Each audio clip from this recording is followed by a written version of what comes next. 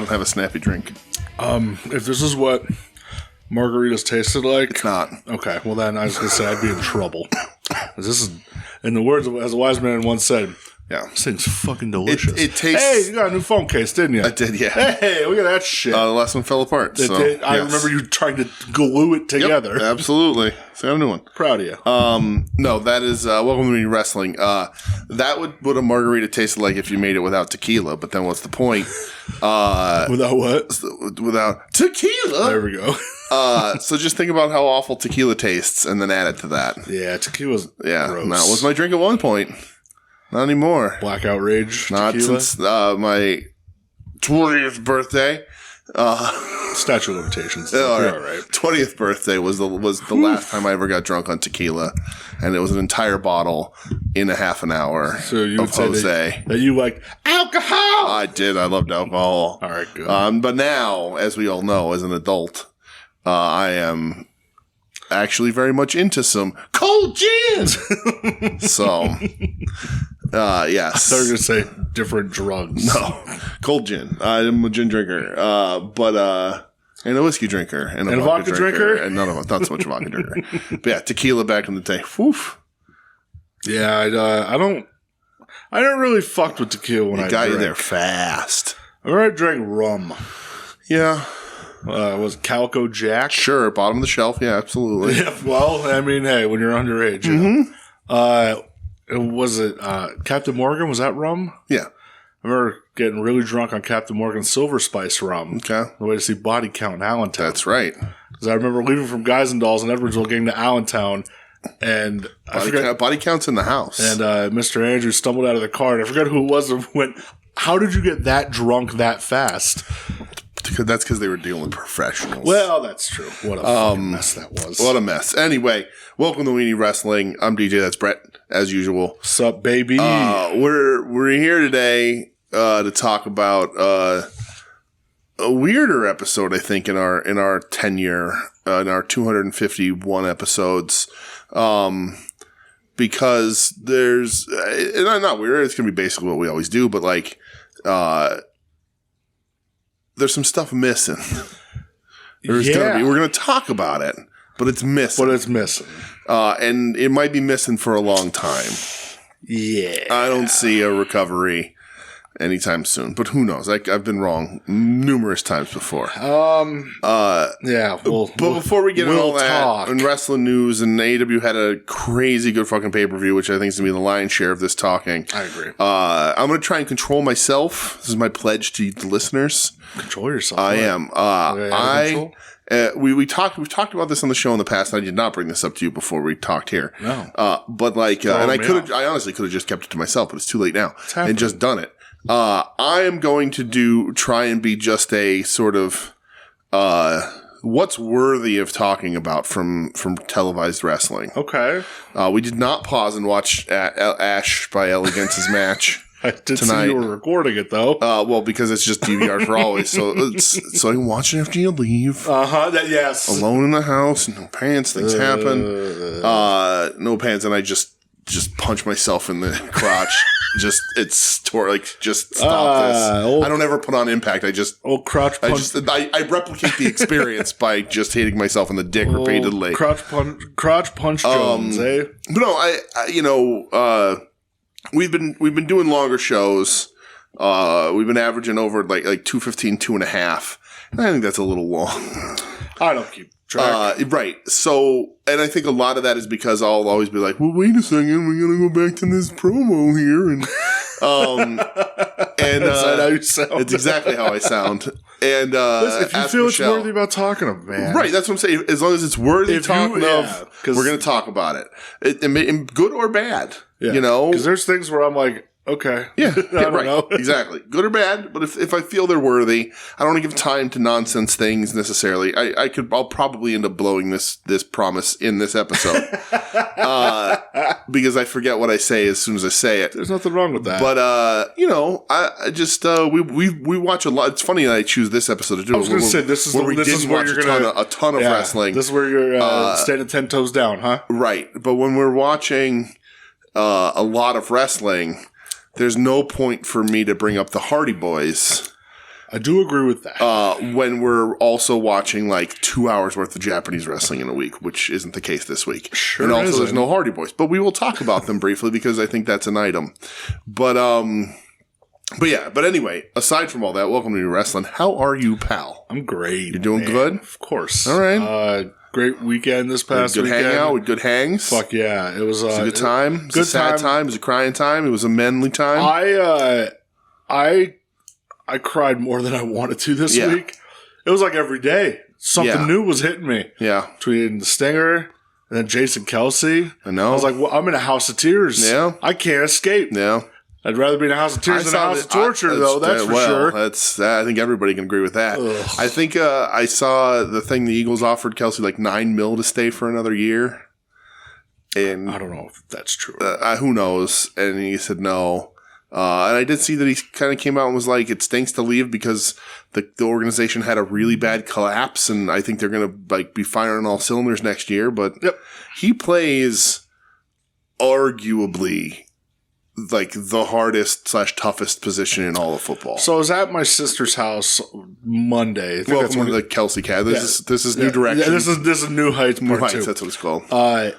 And I said to her, I go, you have to understand. I go, he's been playing for 13 years. New Lows, the podcast. That's what we would call it. And every play is just this. Just, and he like every play is physical as fuck, and he's never been out injured really. No, I mean has the record for the most games started in a row for the Eagles. It's absolutely crazy. Yeah, the man should be held on the shoulders of giants. And I don't mean New York Giants. I mean the Eagles giants of the John Runyons, the Brian Dawkins, the absolute dominant tough guys in that city. He absolutely is. He's on the Mount Rushmore for Eagles. He's gonna be one of the. He's gonna be a Hall of Famer, which is hard for offensive linemen. Yep. But just a tough. It is just a meat, meat position. Like the quarterback is probably the toughest because you got to command everything. But like from like a physicality and responsibility standpoint, that position is the toughest. And the other thing for the Eagles, very briefly, is that when you lose your center, and he's as good of a center as he is. Oh, I know. I've been going over this in my head all week. That O-line has some struggles. Sure does. If you don't, it's hard to fill that spot.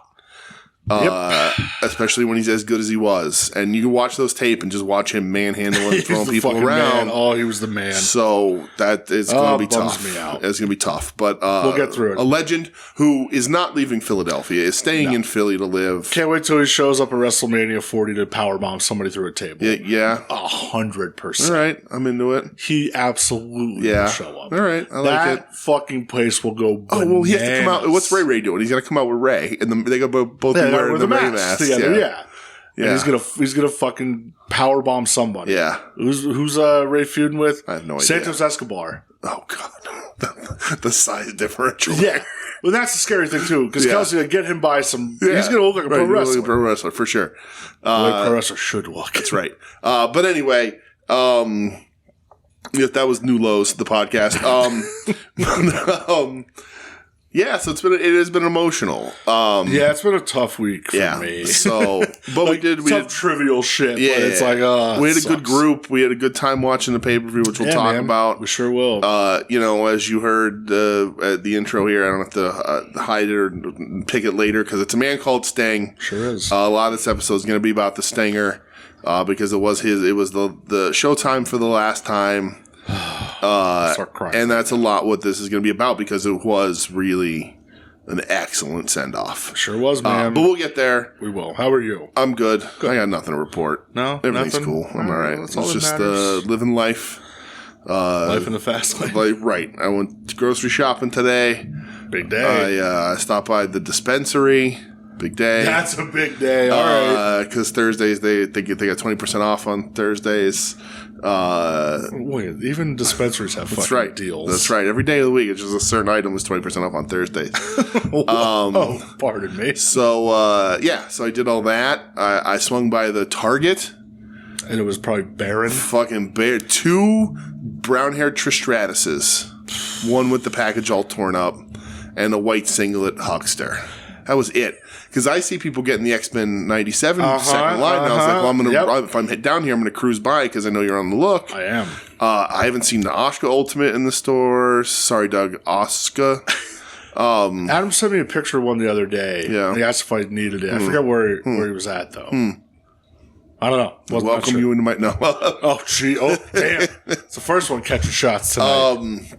Will be the last. But yeah, just barren of everything. They didn't even have any good like NECA figures, like really nothing. No good DC figures, none of that shit. I was there Sunday with Tim and Marcus, and Yeah. Marcus even said, he goes, more like Wilkes Barron. Right. He's like, this sucks. Tough.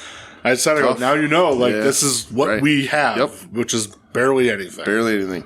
I did see that Target is starting like an Amazon Prime competitor service. Okay. It's like $50 a year. It's going to start out as. I don't hate that. I love Target. But they said if you're within a Target, like their delivery can be within the hour in some cases if it's in stock. I don't need it that bad. Come on, you log into your Target.com and you're like, please, here's this, here's I don't know, whatever the hell's coming. Here's the Great Muda Elite from Elite, I was going to say, you're a liar, because I know that's not coming out. But when it does, you just log into Target and be like, boo, and then they'll deliver it in an hour. Yeah, am I going to read the news too while I'm doing Target that? is also a news site. Okay. But yeah, so who knows? We'll see. But yeah, bare-ass Target. Not good. In our neck of the woods. No, not good really, at all. Really not great. You know what is good? What's good?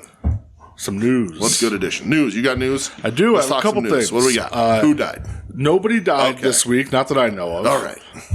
We have the first two inductees into the Hall of Fame for 2024. Yeah. It got announced on Friday, the first person, which makes a ton of sense. Paul Heyman. Right. Officially going in, I assume, the headliner of the class. Yeah, probably. Yeah, good for him. Do you think that Paul, once the bloodline explodes, brother, do you think he takes a less on TV role? Yeah, I think that's the last thing he's going to do. I think he's going to. I think he's going to help out Hunter. His other clone ain't coming back. No, he's not, and I think he's going to do more backstage creative stuff. I think so. I think that's the best for him. I don't think you're not going to get a better run out of him than the bloodline. Everything's going to be compared to that. Like, his run with Lesnar was so good, and Punk and all that. Yeah. And then this is just, like, tops it. Like, it's so long. He's a main piece of it. He's one of the reasons why it got as over as it did, because Roman's not a great talker. He's a fine talker. He's gotten better. He's not bad, but... Because he doesn't have to say suffer and succotash anymore. But he ain't Paulie.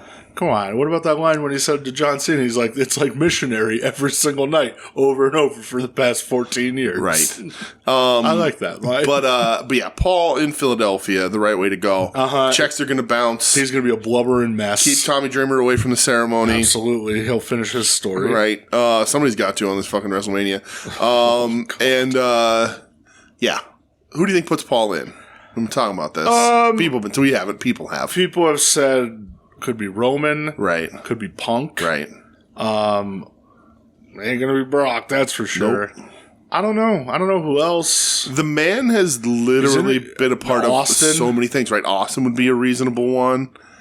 Punk would be good just to sort of have him on the show somewhere, Yeah. Sell some tickets, brother. Yeah, well. But I know they don't do that anymore. But yeah, you could go so many different places. The head shrinkers can come out. You can do a ton of people.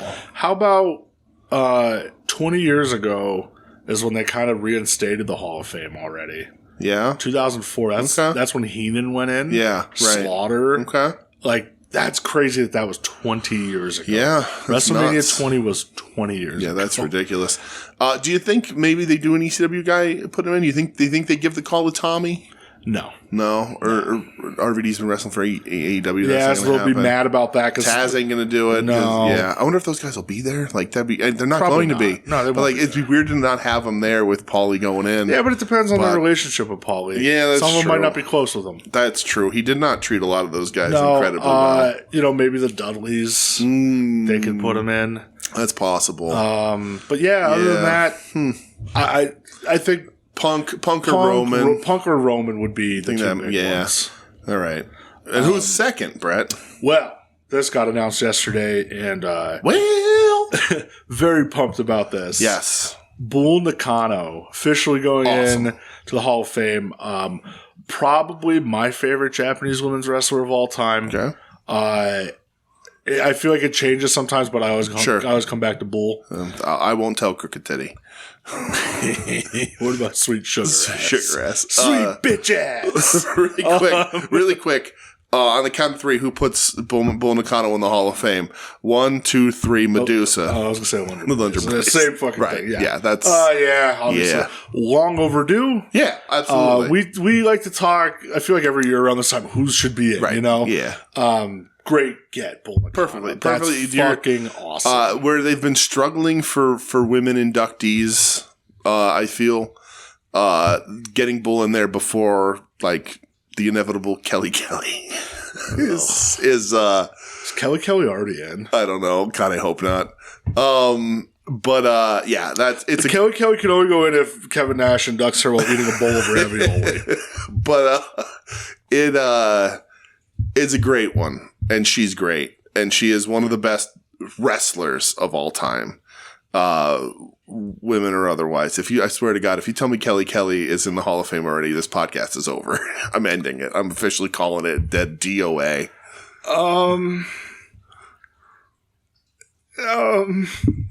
Hold on, because there's some conflicting information. There's no way that they've already put Kelly in the Hall of Fame. Maybe not. All right, I think we're okay. There's like a custom video, I think it says. Well, I'm sure she's made a lot of those. Hey, she's a nice woman. Hall of Fame class. Oh, sorry, I know riveting podcasting. Riveting podcasting. But this is very important. She won the 24/7 championship in 2019. Doesn't sound right. Well, the Bellas they're in. Yeah, that's fine. So it's really not out of the realm of, like, Molly Holly's in. Okay, so Divas Championship one time, 24/7 champion one time, and Slammy Award one time. Okay, I don't think she's in. No. Okay. I'm fine with Molly Holly in, too. Tori Wilson's in. I'm fine with Tori. I mean, obviously, Bull's better than all of them, but they all had a much bigger impact in the company than Bull did. Yeah, but man, like, Bull fucking rocks. Bull rules. Absolutely. Yeah. Absolutely.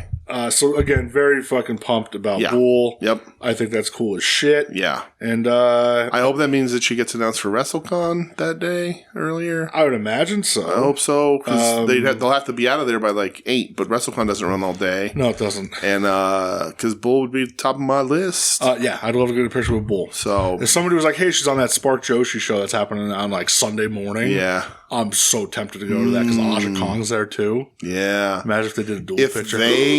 If they aren't on at WrestleCon that Friday when we're there, and they are both announced for that Spark show Sunday, we'll go. Absolutely, we'd have. We'd have to. Because that show's pretty fucking stacked. Is it? A lot of the Stardom girls they're are sticking on it. around. Yeah. So as long as there's tickets, I'm sure there will be. I think there will be. But yeah, we'll go back if we don't have a chance to meet them anywhere else, and we have a chance to meet them there, we'll go back. Absolutely, I agree. But fuck yeah, Bull Nakano. That would be my 1 and 2 right there. 100% meeting. Absolutely. My 3 is a weird one, but not if you know me. Hyper Masao. No. Who's your 3? Too cold. Okay, I mean that and rules. He's on the GCW show. I can get my Flash Funk signed. Yeah, but remember he didn't really do a merch table last time we were there? He didn't, but if he's at WrestleCon. Well, okay, that's he's not on any of the shows we're going to, but he's at WrestleCon. Yeah. That son of a bitch will be signing autographs and taking pictures. Yeah. So yeah, fuck yeah, Bull Nakano. Yes, awesome. She great wrestler, incredible wrestler. Her leg drop from the top of the cage is one of the craziest things I've ever seen. And the hair is iconic. Everything about it is. I'm real bummed because the shirt they released for her is not that good. No, it's like a darker green shirt, but it's like a weird cartoon. Not like this Muda shirt I'm wearing. This is like actually a really good Great Muda shirt. Yeah. But yeah, Bull's fucking awesome. Yes, Bull rules. Great induction. I'm going to assume the rest of it is filled out by ECW people. I think Sandman will be part of it. Sandman will be put in? Yeah. Just by himself? Yeah. RVD's already in. Yep. Taz isn't in, is he? No, but he won't do it now. Yeah, right. But Sandman, he'll be part of it. I think he's on a Legends deal. That would be... He has an upcoming Elite. That would be amazing. He has an Elite and a Chase. Sandman getting in the... There's a Chase? What are they? What's the difference? I hope one of them has the American flag pants. Right? Yeah, because I can pop the head off and get Funker out of a box right there. There you go. Weird. I think Sandman will go in, but he's in the video game. That's crazy. It's crazy that Sandman will be in the Hall of Fame before so many other people. Do you think they would just do like an all-around ECW class? No, I don't think so. Well, they're not going to now because Bull's already going in. Yeah, that's true. No, I mean like ECW as a group going in once. Oh, like no. You know, like they do like the NWO and they'll just do ECW and just get whoever you can. I don't think they will. No, I don't maybe think they will. You think it was Sandman, Blue Meanie. Oh, yeah. Big Stevie. El Porto Ricano. Yeah, right. Exactly. Hack Myers. Well, I wish. The ECW Hardcore TV episode I was talking about before we started recording. Chris Chetty, WWE Hall of Famer. The opening match is Hack Myers versus Ron Simmons. That's awesome. It's fucking sick. All right, so moving forward. Right, yes, moving on. Mike Santana. Officially gone from AEW. I thought you were going to say Mike Sharp for a second. I was like, what happened? Iron Mike Sharp. No, Mike Santana. Gone from AEW. Gonzo. Bummer. I'm personally bummed I like about him a that. lot, man, but we saw his last match in AEW in Philly. Yeah. Him and Ortiz. That was it. I felt like the guy had so much potential, especially him and Ortiz, and I really wish they would have got a run with the tag straps. And I really wish I could have reconciled whatever lame-ass beef they have. Yeah. But they couldn't, and now Santana's gone. So that sucks. But, hey, enjoy the indies, I guess. Yeah. I think he's the champ for House of Glory. Dude just couldn't get past some issues he had, and that's what it is. Count. Right, they don't count. But I always enjoy the dude's work. Yep, absolutely. I wish him nothing but success. You know, his promo work was getting really good, too, before he blew his knee out. Maybe he'll get a look. Who knows? Always liked them. Him and Ortiz just should have been tag champs. And, I agree. But you can't get over shit. It's wrestling. You should be able to do that, but I get it. But the problem is it's wrestling. It's wrestling. Another person, not in your news, but I just confirmed on my phone that Kevin Kelly's not calling Collision tonight. Sure isn't. Two-man booth of Tony Schiavone and Nigel McGuinness. So, listen, I don't mind a two-man booth. It doesn't need to be a three-man booth. And once Schiavone wanted to do play-by-play, right. Somebody Kelly see about it. maybe in the Discord said, like, you know, Daddy Magic, like, swap some wrestlers in there. And I like that. That works. Doesn't have to be out there all the time. But Schiavone's good enough to handle this business. Yeah. And he's out there at Nigel. Nigel's fine. You have Taz. You have Daddy Magic more often than not. Yeah. When he's not rib taping it up, calling out 97 DDP. That was a nice promo too. But you know, you have Excalibur, you have Schiavone, you have Nigel McGuinness, you have Daddy Magic, you have Taz. You ain't gonna miss them, right? You're not gonna miss them. The only thing that stinks is that like. He did cause some beef, allegedly, and we don't know if he's gone. His Twitter profile, which he hasn't tweeted in 4 days after he caused a bunch of bullshit, says AEW commentator. Who knows? But the fact that he was disparaging one of the best guys, nicest guy's coworker, right, who is a world-renowned good guy, absolutely, is insane. And I know that he doesn't want to do it, and he has his life outside and does all this different stuff, but it will always be a pain point for me that Ian Riccaboni is not a regular, every week commentator voice on my television. I agree. He was. Like, I love Schiavone with all my heart, and Schiavone's a legend. Ian's the best at doing commentary in all of wrestling, I would say, right now. He's great. He's so fucking good. But it's his decision. He has a family. I can't, I can't shoot him down. We'll see him and hear him at Supercard of Honor, hopefully. If they ever start announcing matches for that. They better. Yes. Last thing I have. What you got? Sammy Guevara. Ooh, good. Suspended. Yes. So it came out to talk about this one the other day that he got suspended as a result of the Jeff Hardy match. Yes. Where apparently violating concussion protocol. Now there's a lot of finger pointing going on of, well, this is what happened and this is what I think happened, and well, you don't know what happened. Mm-hmm. Right. You don't know, and they clearly do. I'm sure there's reports of who said what and who made calls where. Right. And they people involved are mic'd up and headphoned up. And they found that he violated whatever they felt was enough to suspend him. What it looks like is Jeff got his bell rung. Well, Jeff got his nose broke. Right. In that match. And he took a knee to the head and the face and got his nose splattered. And that, I guess, concussion, if he's saying he violated concussion protocol, unless Sammy violated his own concussion protocol. So when concussion protocol, you don't have to have a concussion. Right. But it's when you take a shot like that to the head, you go into concussion protocol. A lot of people speculating it looked like he was told, like, hey, Jeff's hurt. We got to run some tests. Take it home. End the match and we'll go. And then Sammy does his finish anyway. Which is a knee to the head. Right. Bad idea. You don't do that. It's irresponsible. Yeah. And it's just not smart. And that's sort of Sammy's whole pattern, is that he just makes these boneheaded juvenile decisions that bite him in the ass. What was his first suspension for? Well, so he originally got suspended for that clip that came out. Oh, the Sasha Banks. The Sasha Banks clips. Right. Where he said he would R-word her. Right, great. And then the second one was the Eddie Kingston thing. And the funniest thing about that to me is that, like, listen, Sammy's a naturally talented guy. He's a good-looking dude. People that like him. Jericho sucks all the life he can out of him. But people like Sammy. Either way, I ain't gonna miss the dude. But, like, he is a talented cat. But, like, look at what happened to the two guys in that second suspension. One guy learned like to control himself and not let things get in his fucking way, and the other guy. Oh, then there was the Andrade fight too. Right. Holy and then shit! I the forgot other guy about that. constantly gets in his own way. And Eddie is the other guy in that fight. He's the Triple Crown champion. He's having pay-per-view matches that are great. He's having this great run. He's a champion of three different companies, kind of, technically, sort of, maybe not, right now. Who knows, honestly? And Sammy is suspended for the third time. It's just remarkable. And it's just a boneheaded thing.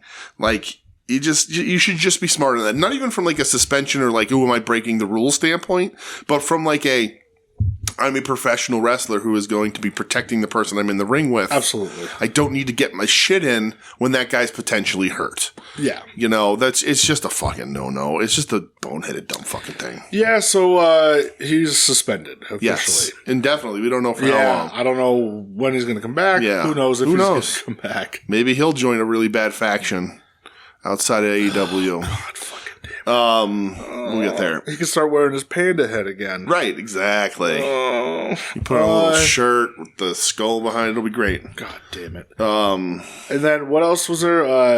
Isn't Matt Hardy's contract supposedly coming up? The rumored, but Jeff's isn't. Good. Whatever. Let it expire. I could make you a long list of AEW people that I like walk away. Mm-hmm, there's a lot. I don't miss you on TV. Nope. You add nothing to the product. Right. I don't miss your programs, no matter where they were on the card, including the top, Max. Yep. You can just go. Go ahead. John Cena wants to meet you at a premiere and say one day we're going to get you working for the right team. I say make that day today. Yeah, make it happen then, Mr. Cena. Because I ain't missing that person on television. In fact, I loathe that person when the thing that he helped create in that program shows up on my TV. But yeah, so I don't know either. Whatever. I did. This isn't Target. This is me Googling pro wrestling news. You went to Target, apparently. So let's see. There's some. Oh, who's backstage at tonight's AEW Collision TV tapings? Ooh. Oh, who could it be? QT Marshall. Glacier and Ernest Miller are both backstage tonight. Apparently, somebody call my mama. Give me a Glacier match. Yeah, let's get them both out there. Blood runs cold, bitch. Let's see. Mark Henry will be performing a one-man show of stories about his career in Kowloon's in Massachusetts on March 12th. I want to go to Kowloon so bad. Oh, yeah? Apparently has really good Chinese food. Okay. All right. Let's fucking do it. I would love to. Let's see. We talked about the roster guy leaving already. AJ Francis has had talks with Brent Grimes about joining him in pro wrestling. Who's AJ Francis? Oh, Top Dollar. Dollar King. Dollar King. Get the fuck out of here. There's the John Cena thing. John Cena mentions his Mount Rushmore. I wonder what that is. Let's see. Let me see if I can find John Cena's Mount Rushmore real quick. Shawn Michaels, Undertaker, I think we've talked about Ric this before, Flair, right? Hulk Hogan. That's why I assume. No. What? This is on Chris Van Vliet's show. Oh, God, that fucking douche. Hulk Hogan, brother. Uh-huh. Stone Cold Steve Austin. Okay. The Rock. Okay. And Roman Reigns. All right. Yeah, right? Knock it off. Could you be farther up that company's ass, John? Knock it off, Cena. Whatever. All right. It's the end of the news. All right. I got nothing else. Let's get into shit that we watched. Yeah, shit that we watched. New segment of the show. Yeah. Shit that we watched. Shit that we watched. I watched 2 things on SmackDown. You sure did. I watched the Rock promo. Okay. It took up the first 40 minutes of the show. Did it really? 40 minutes. He cut like a 22-minute Twitter promo. That was already last Friday, which seems like 3 weeks ago. Right. The 22-minute Twitter promo, which I thought was actually good. Okay, I didn't watch it. I don't have that time. It was good when he said at the end, Cody, fuck your story. Wow. Yeah, it made me real happy. And then, so was the match announced by the time he cut this 40-minute promo? Okay. So Bloodline comes out first. They do their talking. 40 minutes of TV? 40 minutes. And them tickets are expensive to watch 40 minutes of talking. 40 minutes. Rocky came out in a new Versace shirt again. Sleeves on, sleeves off. Sleeves on. Long sleeve, too. Ooh, all right. He's going to flex out of those real quick. Talked about all the meth heads and crack users in Phoenix, Arizona. So Rock is back, all right. Which it is actually true. It's like the number one city for it. I like it. All right, Dwayne, doing your research. Sure, why not? Well, Brian Gewirtz doing your research. Right, Brian Gewirtz doing your legwork for you. He said that night 1, there's a challenge. It's going to be him and Roman versus Seth and Cody. Yes. And then for night 2, because Cody Roman, if Seth and Cody win the tag match, no interference. Okay. If Rock and Roman win the tag match, then the match on Sunday will be Bloodline Rules. Okay. Yeah. Which is just anything goes. Yeah. There was a couple funny things. So Rock and Roman are going to win so that Cody has to fight off the entire Bloodline by himself. Essentially. Yeah. With America on his side. Brandy Rhodes is going to make her debut. And Pharaoh's going to bite Solo Sikoa. Well, he does make a funny thing. He goes, if Solo Sikoa wants to sing the national anthem, he can. Okay. I like it. Does he have a good voice? I'm fine with it. He goes, and he said, the crowd starts chanting for Solo. He goes, yeah, Solo's got a great voice. All right, I'm into it. But yeah, that's where it's at. Okay. And at the end of the promo, he does the if you smell. Yeah. And Roman cuts him off. Ooh. Roman goes, Rock, I need one thing from you. I care nothing more about anything in this life but my family. I need you to acknowledge me. Ooh. Wow. All right. So they're gonna lose the tag match night 1 because when they turn on each other. Rock kind of plays it up a little bit and says, Roman Reigns, I acknowledge you as my tribal chief. Wow. So WrestleMania Backlash is Roman Rock? Is that what we're doing? I hope not. SummerSlam? Probably. So at the end, he does the if you smell, and he goes, all right, now all you can go get out of here and go smoke some more crack. Oh, all right. And then Roman says, what the Bloodline's cooking. 40 minutes. So when is it not till 4-0? Is it not till Raw that we get diarrhea, Dwayne? That happened. I didn't watch Raw, but that was on Raw. Yeah. Okay, all right.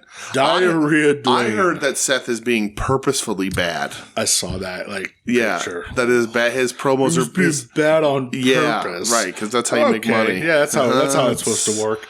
I mean, it explains the 3/4 of his career if that's what he's been doing. Yeah. So it took up the first 40 minutes. Apparently, it was supposed to be the first 30 minutes, and Rock ran over by 10 minutes. Just shocked. Here's my shocked face. Yeah. To which it bled over to where it was supposed to be Naomi versus Tiffany Stratton. Yeah. Naomi got the Joe Bear entrance. Oof. Tiffany Stratton got the on the way to the ring entrance. I think the match was 2 or 3 minutes. Right. And Naomi lost. Oh, good. Everybody's welcome back. Right. They'll welcome back. They're just going to make you fucking pay for it. Yeah. Look at Cody. Cody's the most over thing in this company, one of the most over things in the company, and they still made his ass wait. It's true. You don't smash a fucking throne. Sure don't. Remember when his favorite wrestler was Sting, and then all of a sudden it was Triple H? Mm-hmm. So also during this... I mean, to be fair, one of those guys beat the other one at WrestleMania. So. Stop it, you. That never happened. During the promo, too, the camera kept cutting out. It kept blacking out. Okay. And because Solomon Crow was messing with the electronics. Ew, man. Oh, God. Yeah, that's what this feud needs, is Solomon Crow. Yes, absolutely. Oh, that's the lamest shit ever.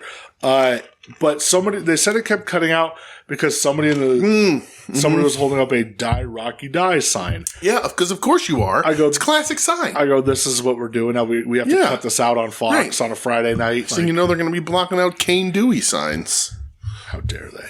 But yeah, that That it was really annoying. How do you Rock's a heel? How do you not chant "Die Rocky Die" at him? Yeah, that's what you're supposed to do. You can't have a sign that says "Die Rocky Die." What are we doing here? Yeah. Come on. What the fuck? Once you get the Netflix, that right. Do whatever you want. Die Rocky Die. Yeah, it's what you do. It's crazy that they kept cutting it out. The other thing I have from SmackDown, yes, Dakota Kai and Bayley going up against. I saw clips of this. Yeah, going up against. Rapscallion. I think it was Asuka and Kyrie. Yeah, and Bayley goes to make the hot tag, and Dakota drops off the apron. That fucking bitch, and they all turn on Bayley. Yep. How dare you? So are we? So this is the end of Dark Bayley. We're gonna get like Hugger Bayley. Hugger Bayley. Like her WrestleMania entrance is gonna have like 50 fucking D Reynolds out. Dude, I just watched that clip the other day. It makes me so happy every time. Yeah, though. So yeah, I mean, I'll tell you what. I think it's a good storyline. I'm gonna pour some out for Dark Bayley if she goes away. Brother, I'll tell you it's what. A change. It is Dark Bayley. It is a change and enacted a change in me. Dark Bayley. Some things happened. Yeah, okay. I don't know if it was a chemical change or a physical reaction or both. You tell me. All of the above. Right. That's all I have for SmackDown. Okay. I didn't watch, or no, I watched Rampage, didn't take a single note. Okay, hold on. Let me see if I can stick to my rules here. Let me look over my notes really quick. Let's see. Nope, nothing.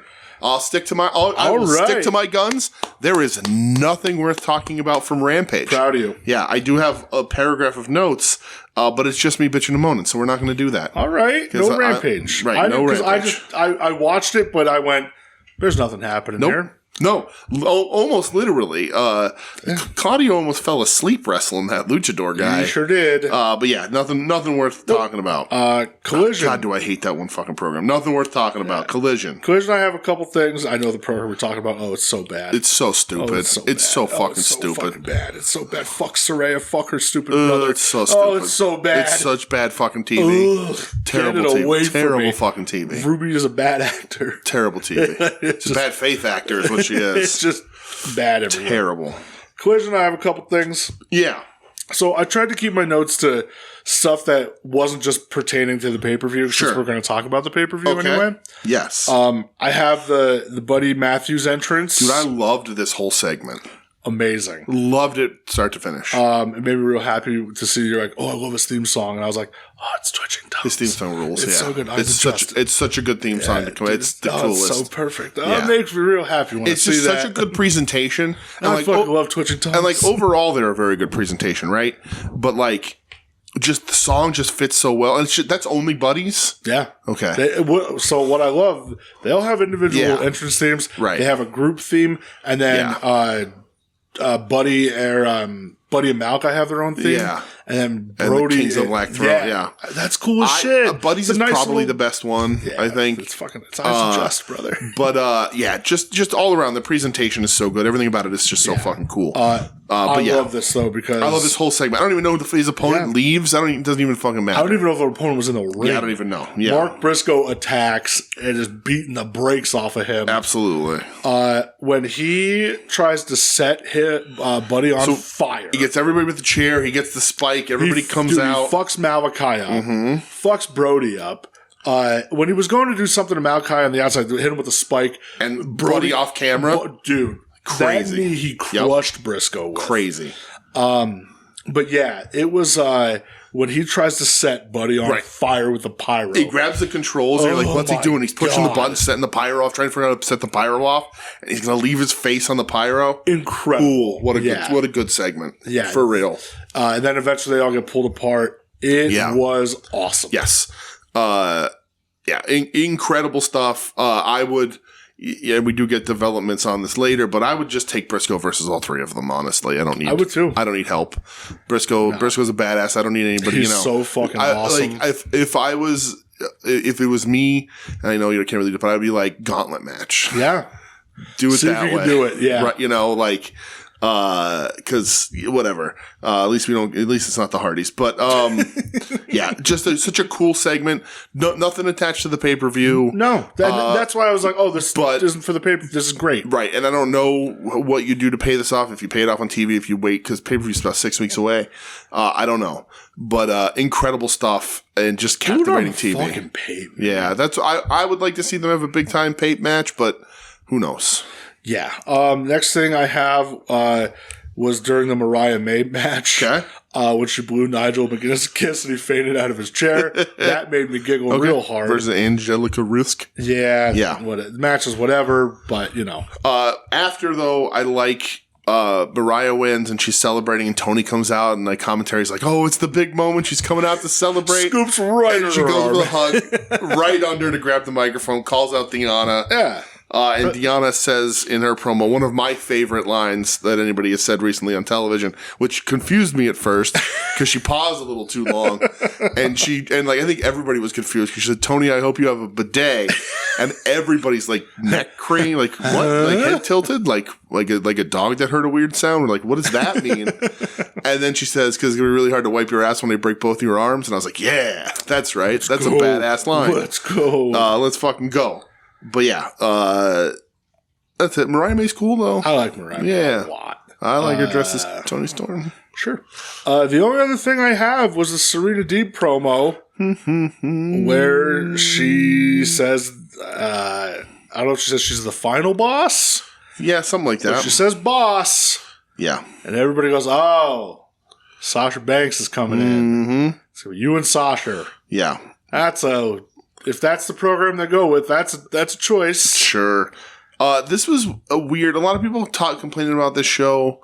The only other thing that even worth talking about is that Christopher Daniels does the Curryman dance, which is the only time I'll allow him on my TV. I agree. Glory Hell does the Curryman dance. He's fine. Lemon Ring of Honor, him and Side Out, whatever. They're fine, like job guy tag team. Sure. But he does the Curryman dance. That makes me happy. Makes this pretty much match of the night, honestly. Yeah. Because there wasn't much else.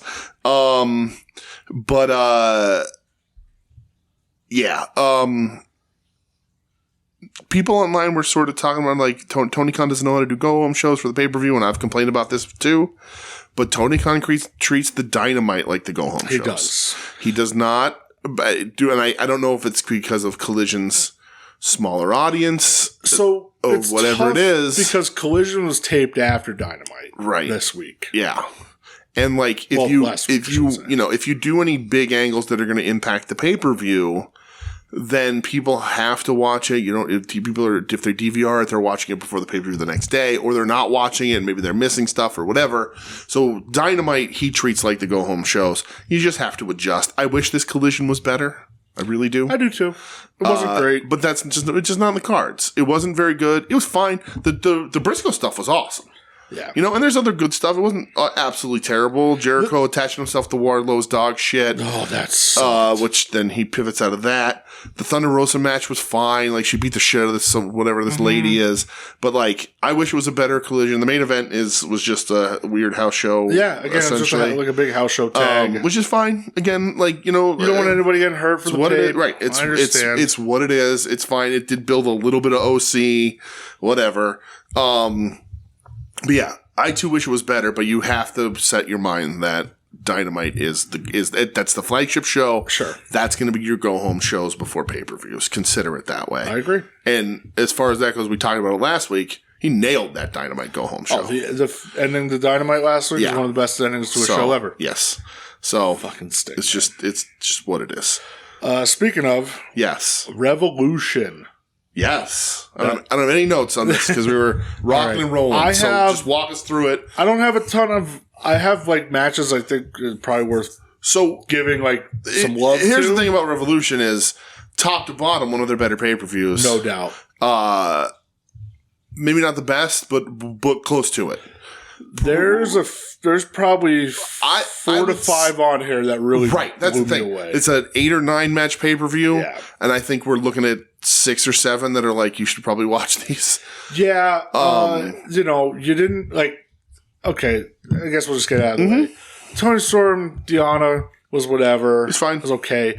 The 8-man scramble match, nah, I'm good. I don't need it. Right. There were matches I thought were good, but didn't hit the next level, like Roddy and OC. Yeah. I thought it was good, didn't hit that level. Very much a, like, maintenance match, essentially. Yeah. It's very, like, it was fine. Obviously, those guys can work. Roddy did some really cool stuff. OC's real taped up. Like, OC is so over and so powerful in this company as an on-screen personality and wrestler that for him to lose, you have to do segments that say, he's literally not medically cleared, but he's going to force himself to wrestle anyway. And put a giant target on his back against the guy whose signature move is a backbreaker for him to believably lose. Even then it was close. That backbreaker in the corner was fucking awesome. Gross. Right? They both can go, but it feels like a maintenance match. The Undisputed Kingdom stuff with the Devil is dead. Yeah, it sucks. It stinks. The most important thing that came out of this was Kyle O'Reilly came back. Right, exactly. I think we all collectively were so happy to see him. Got Kyle back. Last we heard, like, he had pinched nerves in his arm. He wasn't even able to use his one arm for a little while. Like, it's crazy. Like, the fact that he recovered and was like, oh, he looks real tired. Yeah, he did. Because if he had his diabetes monitor on his arm, he was probably and he got emotional. Traveling. He was emotional. Right. It's a big fucking deal. He probably didn't. I wouldn't have slept all the night before either. No. But yeah, the match is fine, but it's very much a maintenance match. It was to get a title somewhere else, so that Roddy can do what he wants. Whatever, and OC can move on. Yeah. Same thing with, like, Christian, Daniel Garcia. Very good. Another fine match. Right. Both these guys can wrestle. Christian is really fucking good. Yeah. Danny shows how good he is. Yeah, he's getting a lot better. He came out today. He said he's starting to work with Cesar Bononi too. Oh yeah, to put on him and Eddie in the gym together. He said he goes, I don't want to get insanely jacked, but I just want to get he can use some mass. It'll work. But he's a super talented wrestler. He has been for a long time. And the crowd's super into him. Comes out in a super sick stinger jacket. Oh, it's so cool. But again, in a lot of ways, a maintenance match to get Christian where we're going with Christian for, I guess, next week, right? Or right there, 2 weeks. 2 weeks. They're not doing it in Boston. It's in Toronto. That's right. But a good match again. Both these guys can fucking go. Christian is like watching a wrestling clinic. He's so good at everything. Yeah, he really is. But again, a maintenance match that is it perfectly belonging on the pay-per-view. They built it. It was very good. Yeah. It just happened to share a pay-per-view with what probably has at least 3 5-star matches on it. Yeah, dude. So, yeah. We'll get into the meat here. Get into the meat. Not meat mountain, because that didn't happen. No, it certainly didn't. Yeah. What was good really quick, that I thought was good, that a little long but good, was the tag match on the pre-show, the women's tag match. Statlander and Willow versus Sky Blue and Julia Hart. It was good. Too long. Too long. Right? That's what I said. Way too long. Here it says it goes 13 minutes. It felt a little like 13 hours. Yeah, it's just too long. But it was a good match. And looking at that, like 13 minutes isn't that long. That's a problem because it felt long. Right, it felt long. But it was. I did like it for the four of them in the ring together. I thought it was good. Yeah, I know. I think it was Joe's going, all right, guys, let's take it home. Why are we doing another heat segment? Right, we did a whole other heat segment. Right, but that 13 minutes, you're like, what? Like. You cut out a heat segment, it's 8 minutes, and you're like, well, only an 8-minute match, but so it is what it is. So on the pay-per-view. Yes, where are we going? For the Continental Classic Crown, Continental Championship, whatever the fuck you want to call it at this point. Sure. Eddie Kingston, Bryan Danielson. Wikipedia calls it the Continental Crown Championship. Sure. So there you go. Hey man, this match absolutely fucking ruled. Yeah. What a shocker. Just, it's almost like these two guys know how to wrestle. Yeah. And have a good time wrestling each other. And know how to tell a story. Yeah. Because that seems to be the big thing, is AEW doesn't tell stories. Well, if they've had a feud for a while now. If the Continental Classic Tournament was in 2023, I would put their series, or in 2024, I would put their series of 3 matches in my match of the year as in one spot. I'd be like, this is their 3, kind of like I did that with the Briscoes and FTR. Sure. Because you can, obviously there's a better match of the sequence, but they're so important to each other in such a small time frame. You gotta lump them together, right? I agree with that. These guys, 3 matches, they've all been great. And so Eddie wins, Eddie retains, and we were talking about this while we were all here, but Eddie Kingston is one of a very few guys that has a winning record over Dragon. Like, just has pinned Dragon in the last year. Yeah. Let alone being up 2-1 and probably never having another match against him because Dragon's winding down. That's crazy. Like, it's just winding down. Right. Sure. That's what he's doing. Yeah, that looks like what he's doing. He says he's winding down. He's only having like the best run of his career. Right. But like doing this, like it really does. Like it is. It's crazy to think that Eddie's one of those few guys that they've put over enough. And like you're saying with the Sam McVeigh stuff, like learn and see what happens. He listened, he changed his attitude a little bit. Sure. And then not that Eddie was in the wrong with the same thing necessarily, beat somebody up, but whatever. Yeah. But it's just crazy. And they've had 3 fucking great matches. This one was awesome. It was a great fucking story. Every time, it's so weird too. Every time I see Eddie wrestle, the idiots, I can tell how stupid people are, right? And I did see some people like in the major groups or on Twitter, like saying like when Eddie wrestles and like you say that you don't like it or he looks bad, you're telling on yourself. And I know that I don't ever have to interact with you. Showing your ass. Because like, and I love a lot of like, well, he's just not crisp. Yeah, you're right, because he's not supposed to be. He's a fighter. Yeah. Like Dragon's supposed to be crisp. He's rough around the edges, and he's a fighter. Absolutely. It's different. You people are stupid. You don't know what you're doing. Just don't get it. But like, it's fantastic. And Dragon shakes his hand afterwards. Like the back and forth, like a little reluctantly, like he's not sure he wants to do it. Eddie's like, fine, whatever, I'll leave. And they do it. And it's this great fucking moment. And Eddie, ever the professional, Dragon goes to raise the arm he was working the whole match. And Eddie goes, so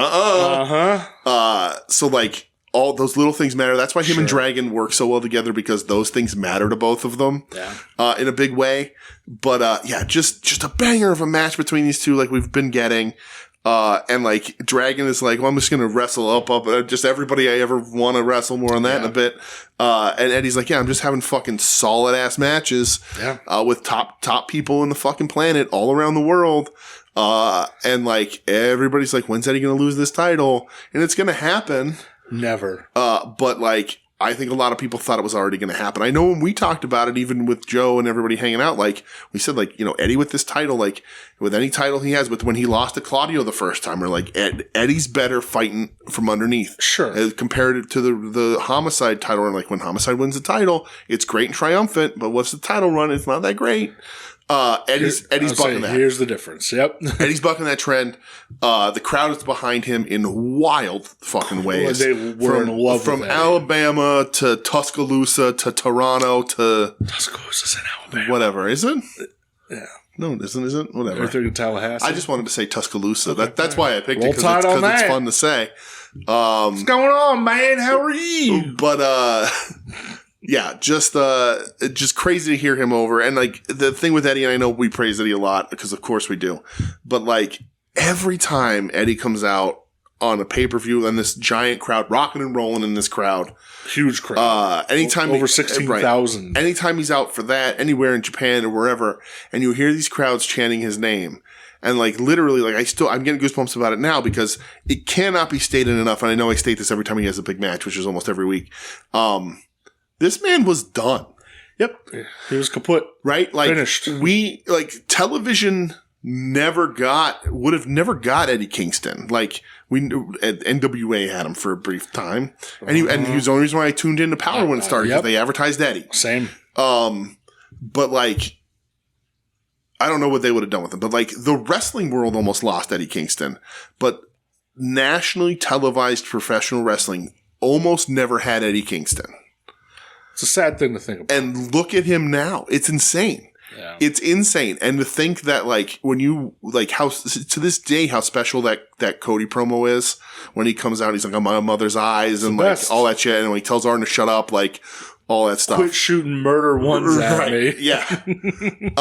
Just this remarkable things fucking I run. would never think I'd hear said on wrestling. Right. But like you get a lot of these guys that are like missed opportunities, or guys who showed up on TV but never fulfilled their destiny, never got to the heights that everyone thought they could. And then you have a guy like Eddie who legit was almost out of the fucking business. Like he was a phone call from out of the fucking business. So crazy to think about. It's nuts. It's nuts to think that we get this run with Eddie. And that we also, but like also wrestling television has missed the previous 20 years of Eddie. Yep. It's insane. It's absolutely insane. So what'd you think of the backstage, like, internet thing with Dragon and Eddie in the trainer's room? Sitting in the trainer's room, like, chumming it up, like they're buddies now. Fantastic. Danielson cut such a good promo. Yeah. Yep. Where he's like, you know, maybe I was too hard on it. Right. He didn't do it my way, but that doesn't mean he didn't do it. Yeah. Yep. Like maybe he took longer to get there, but guess what? He's there, you know? Oh, it was awesome. And I hope Dragon's the fuck. I hope we never get that from Claudio. I want Claudio and Eddie to be Terry Funk and Jerry Lawler. Wouldn't they shake hands when Eddie beat him for the trip or the he might have. Yeah. For the ROH title. I'm pretty sure they shook hands. Yeah. Still hates him. That's fine. Still hates him. That's fine. Just a little moment of respect. Listen, Terry Funk once picked Jerry Lawler to be on a War Games match with him. Why did he do that, DJ? Because everybody knows when you have a War Game match, you need a pervert. Hey, get that camera out of here. Why are you looking at me? Everybody knows. I love that clip when so you have much. A War Games match, you need a pervert. Yep. And, well, they sure had one. Had one. Yeah. But I want that. I want Eddie and Claudio 30 years from now, which is to make them very old. 20 years, 15 years. I was going to say, Eddie's going to be in his 70s. Right. Rolling up to some fucking indie somewhere, AIW or somewhere, and just having a fucking brawl in the aisleway. I would love that. Throwing Memphis fireballs at each other. Would be perfect. So. Next match I feel like worth mentioning. Was Blackpool Combat Club versus FTR. Yes. Yeah, man, this was a banger. Great. What we thought it was going to be. Moxley and Claudio coming out wearing the spikes. Incredible. Road Warrior spikes. Road Warrior pop in the house. Was so fucking cool. Right. In the compound up here. Those guys are the best. Yeah. I love There's no rhyme or reason for it. It was just cool. They're in Greensboro. Yeah. Well, shout out to NWA. Exactly. That's all. FTR didn't do that shit. I don't understand. Well, I mean, their whole act is a tribute to That's NWA. True. That's true. Right. Their whole act, they are just a Brainbusters / Midnight Express tribute act. And they do it well. They do it very well. This match could it hurt you to tie a fucking bandana around your ankle? I agree with that. Maybe knock one of your eyes a little off. Come on. Put bald FTR in a blonde mullet wig. They have to get permission from Tanahashi, man, to do that. That's true. That is true. But yeah, dude, this match was super sick. Maybe they could have worked on a Tojo Yamamoto tribute backstage. No. It's the worst. But yeah, man. Like we said, here the Freebirds tribute. Yep. Just did sequin capes and face paint. Oh, that would have been so perfect. Would have been something. That would have been perfect. Right, he's coming out as the fuck uncles. It would have worked great. That's right. I'm a Freebird. What's your excuse? So yeah, dude, this match I thought was seriously so fucking awesome. Their timing together, I think, was like perfect. Yeah, they're great. At one point, I forget what. Maybe somebody's going for the shatter machine on Claudio, and like he caught Bald's legs or something. Yeah, and put him out of the way. Yeah. Oh, it was so fucking crisp. Yeah. And clean.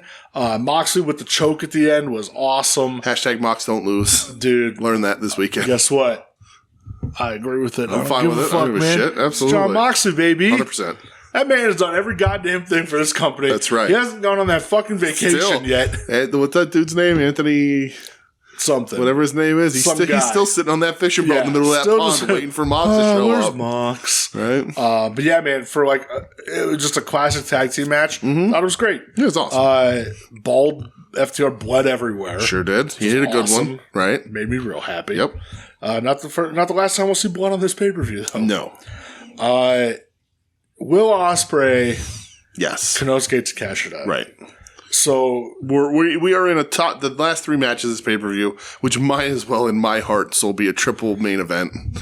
So this was talked about as this is going to steal the show. Yeah. This is going to be the best match of the show.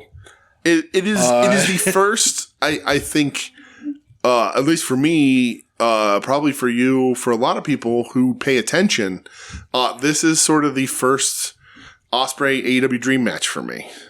Like, on paper, the first one that they got to. It's not my number 1 on the list, but it's the first one they did. Like it's they instead of just bringing Ospreay in and being like, all right, let's him versus Omega from wrestle. Right, but let's ramp you up and get you a match against Tony Nese, which would be fine. They were like, no, we're going to put you in a match that we know is going to tear down the fucking house. Yeah, and hey, guess what? It sure did. If you're paying attention, you know how good Takeshita is. Yeah, Takeshita's the fucking man. Yeah, Ospreay's the fucking man. Yeah, these two go out and put on an absolute clinic. Yeah, we're gonna be talking about this one in 9 months. It's so crazy. Yeah. Watching when Ospreay went for the Oscutter and Takeshita caught him and did like this spinning Blue Thunder Bomb. Blew my fucking mind. Right. Ospreay hitting the Tiger Driver again, Tiger Driver 91. Which he called the most devastating wrestling move in the history of wrestling.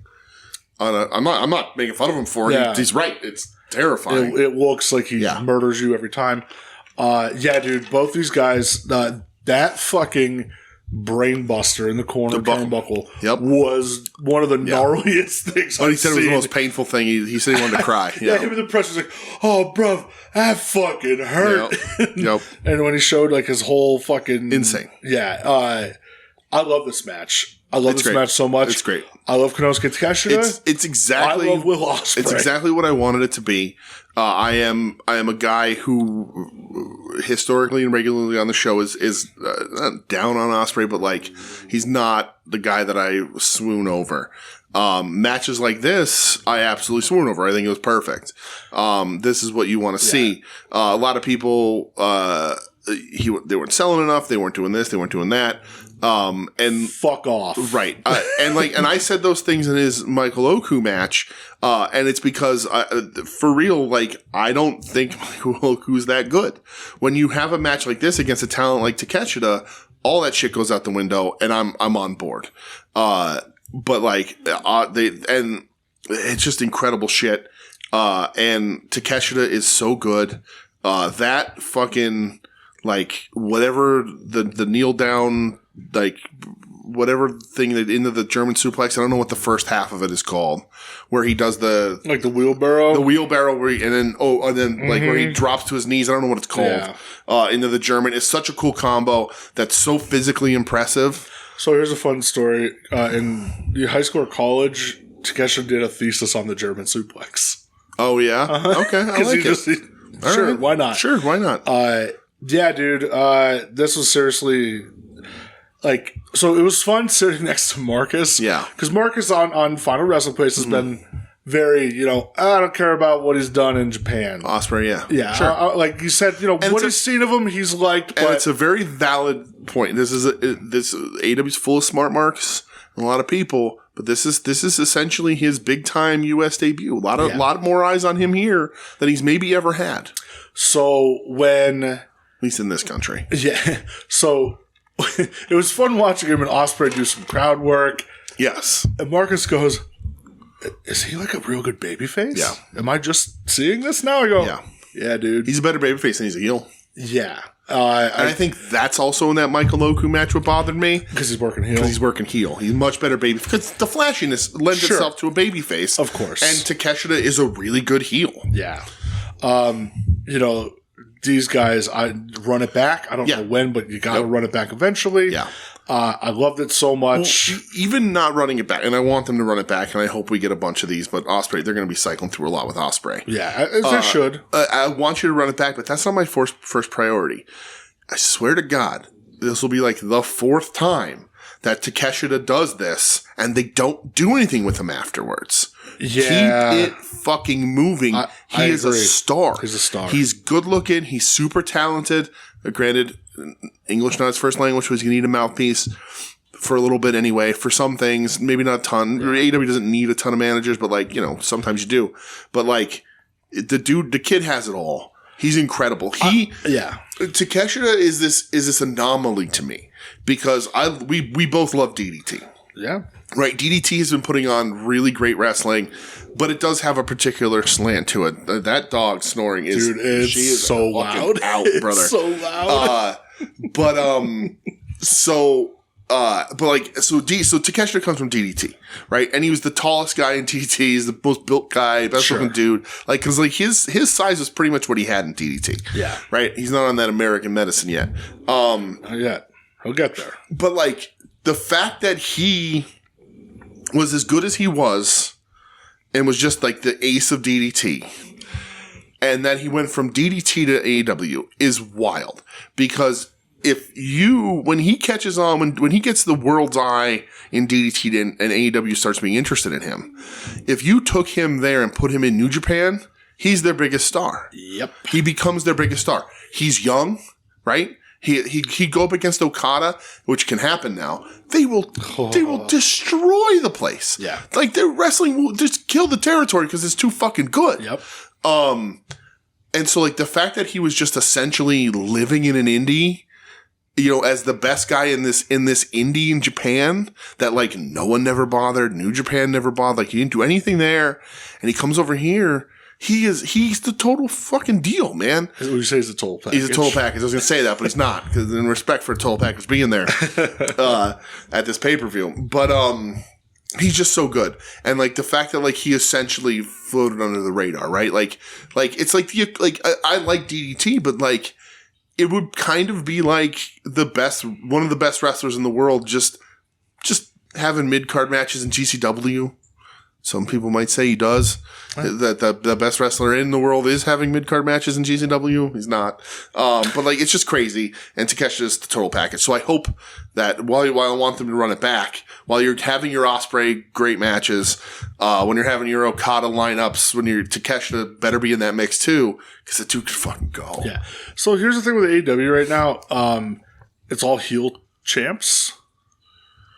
Joe's a heel. Yep. Roddy's a heel. Yep. Christian's a heel. Sure is.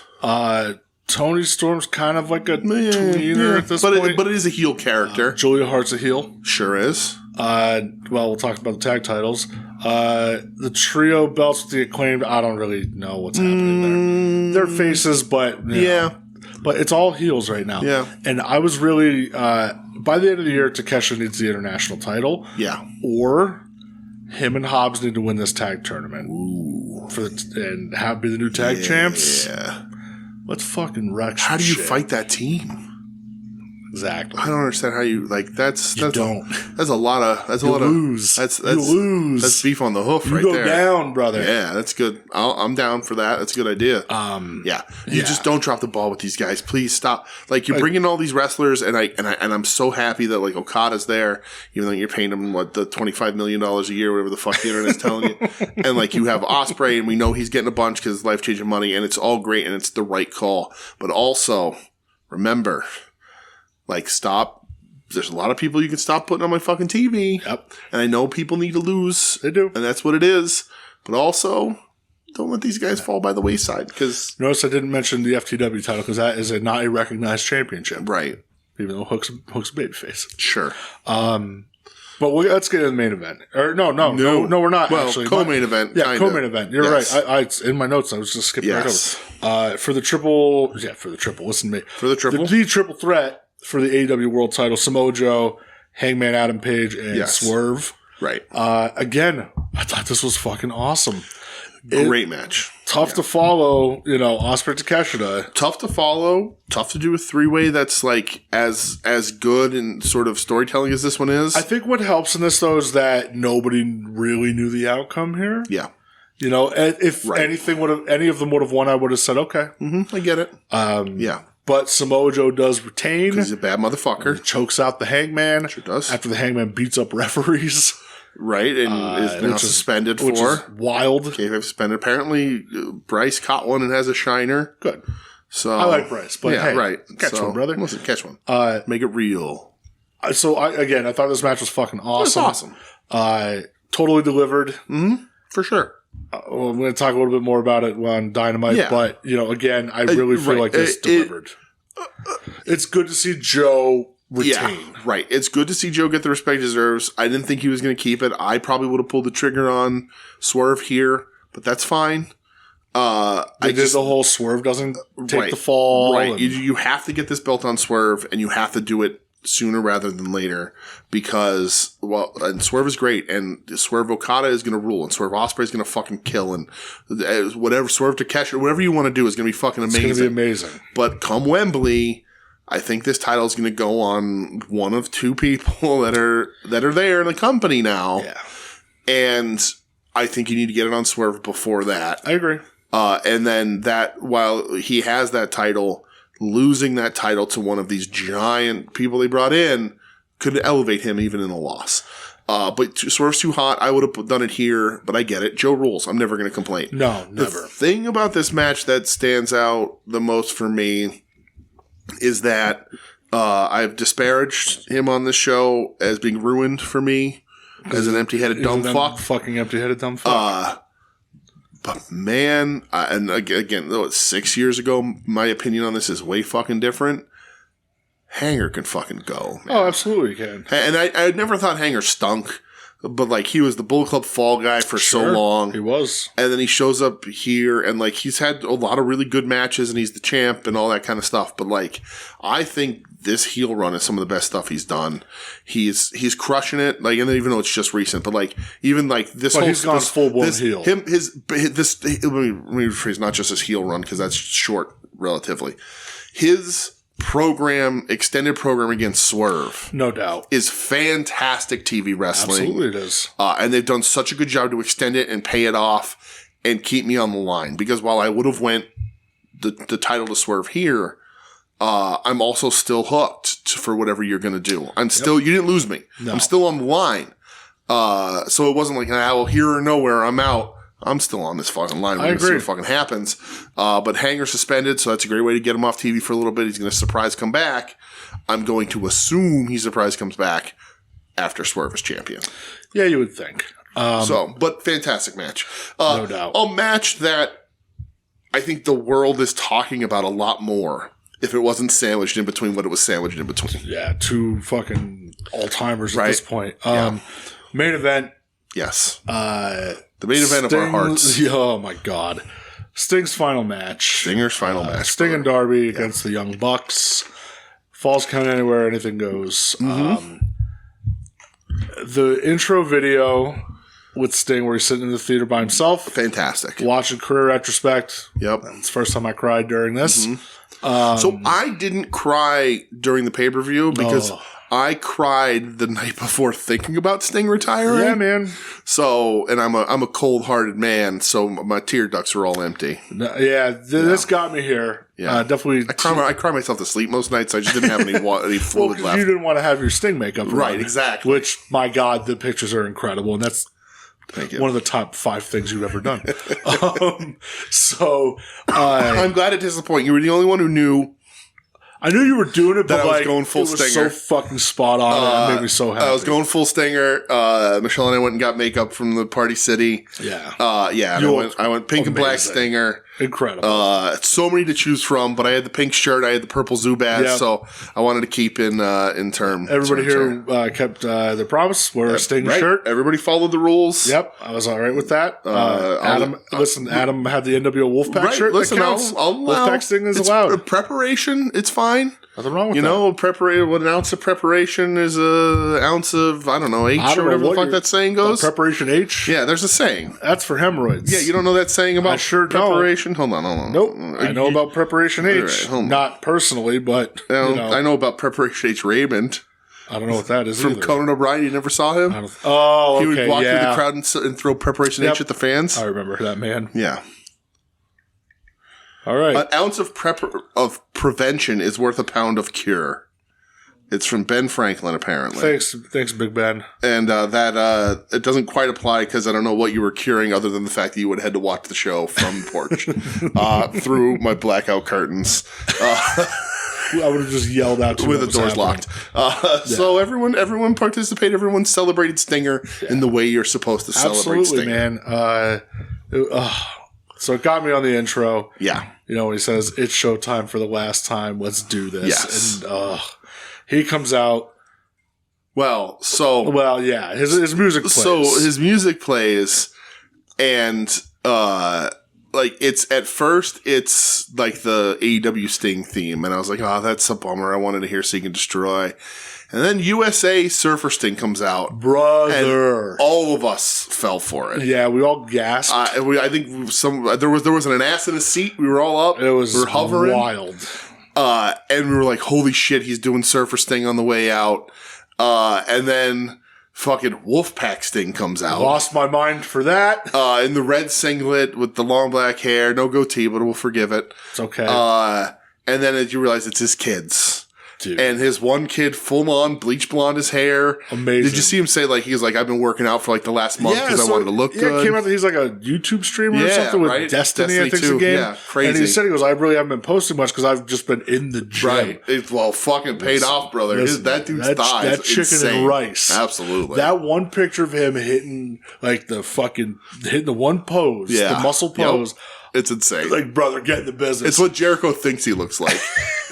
I think I said, like, why are these fucking guys not wrestling? Insane. So then the other one has a weave or a wig for his long hair. Yeah. He's Wolfpack Stinger all the way. He said he was a tight end Division I of Kentucky. That's crazy. Like, and then Metallica hits, and out comes Stinger the way it's supposed to be. Lost it, man. Crazy. And him with his kids, and he's so happy, and then they go down the ring, and the kids handle business for their pop. Dude. Well, first Darby does. Oh, well. The lights come up, and Darby just immediately hit a fucking, whatever the hell they call it. Yeah. Not a coffin drop, but the dive to the outside. Yeah. And just murders the Bucks. Yep. And it's fucking on from there. Sting's whooping ass. His kids are whooping their ass. They're hitting the craziest, most intense Stinger splashes that, like, the timing wasn't right on them. Like, you can tell, like, they worked out and it's good enough and it looked good. I said they needed to combine both of them together. Right. The one guy was real high and the other one was real low and, like, forward. Like, it was a little too high. Yeah. But they were killing them, the Bucks. And listen, we're not known to do this on the show. I'm going to praise the shit out of the Young Bucks for this, man. 100%. It did not go the way I thought it was going to go. I think they're playing really good heel work with these characters right now. Yes, they are. Because they're actually sniveling idiots, so this is very believable. But in this match, this was not about them. Like, and that was my fear, right? Stinger win, Sting and Darby win, like the way we all hoped it would go. But like, I think a lot of people thought, because typically when you watch Young Bucks matches, it becomes all about them, right? Even when the Private Party beat them, that still became about the Young Bucks all those years ago, right? They didn't make this about them at all. They did it the right fucking way. Yep. It's all about Stinger. It was all about Darby. And just fucking rocking and rolling in this match. Darby Allin is a sick fuck. Yeah, he's a fucking maniac. Dude, when he jumps off the ladder. Yep. And goes through the glass, and he's just laying there, and you just see his back. It would have been cool if glass didn't spray in the crowd. Shut up, you babies. When his back his whole back just starts bleeding. So they keep the camera on him when he lands and flips over. And you just see all the little pinpricks start to swell up with blood. And then he's just covered. It was nuts. It was insane. It looked so insane. It looked for a second like somebody we watched him get like diced in a grater or something, and like he was gonna fall into pieces. It was like it was the wrestling equivalent of that scene in fucking, is it Ghost Ship, where everybody gets the wire through them but they don't fall off until the whole movie stinks, but that scene's amazing. You know, it's like that delayed oh, is he okay or is he not, and then all the blood starts swelling up. You're like, oh shit. Yeah. Crazy. Yeah. I was so confused. But yeah, dude, I love this. Yeah. Absolutely incredible. Yeah, again, major props to the Bucks, dude. Right. Stinger looks great. You know, the talks came out that Sting had to be convinced to lose or to win. Right. And the Bucks were saying, absolutely not, you're winning. Right. Tony Khan was saying, absolutely not, you're going out on top. I saw a thing that said that that the Bucks had a second finish to pivot to if Darby couldn't get back up. Yeah. Because they taped him up while he was laying in glass. He had to get stitches, like all that kind of shit. But he comes in, he's fine. It's crazy that he hit that bump. It was crazy in the presser. He goes, "Yeah, I'm fine." Right. He goes, "I went in, was just like, oh, Bucks, you're good. Sting, you're good. We're good." Right. He's a maniac. What a nutcase that guy But like is. Sting looks great. They did all those cool spots. Sting breaks the glass with the bat. Sting goes through glass. Yep. Awesome. Sting gets powerbombed through a table and no-sells it. Mm-hmm. He takes the double super kick, leans back, and just pound in the chest. I was freaking the fuck out. Everybody was. Marcus was up pounding his chest. Yep. We were all losing our minds. Going crazy. And then finally, when the one Jackson tapped out to the Scorpion Deathlock, everybody high-fiving. Tears are flowing. Oh, it was so fucking crazy. Everyone's been talking about it. We're no different. I won't belabor the point, but like, very few wrestlers got to go out with the respect and dignity that Stinger is. Yeah. And has here. I loved in the presser where Tony, like he says, Tony's told him, "I don't like the way you were treated. Right. You deserve more respect and you deserve to go out." Right. And he didn't lose a match in 3 years. Right. Every way I think everybody who leaves anything, wrestling, any sort of skill, job, whatever you happen to have, especially in the public eye, I think the goal is to leave the audience wanting more. Right? I agree. Yeah. That's in between everything, but at the very end, I think you know, is it better to burn out than fade away? Like all that kind of stuff. But like, and Sting did neither of those things. But like, he left us wanting more. Like the saddest part about this, like, is that like I'm so happy for Sting. He gets to go live his life and like do get away from wrestling and whatever. But like the fact that he looked so good here and this match was so good that like at the end of it, I was like, well, no, we can do one more. We can. Why is he stopping now? Look how fucking good he looks. Yeah. But like the fact that he's leaving in such a respected way as a champion, undefeated in this company, getting this fucking send out, nobody gets this in wrestling. Nobody. Yeah, this was nobody gets universally praised. Yep.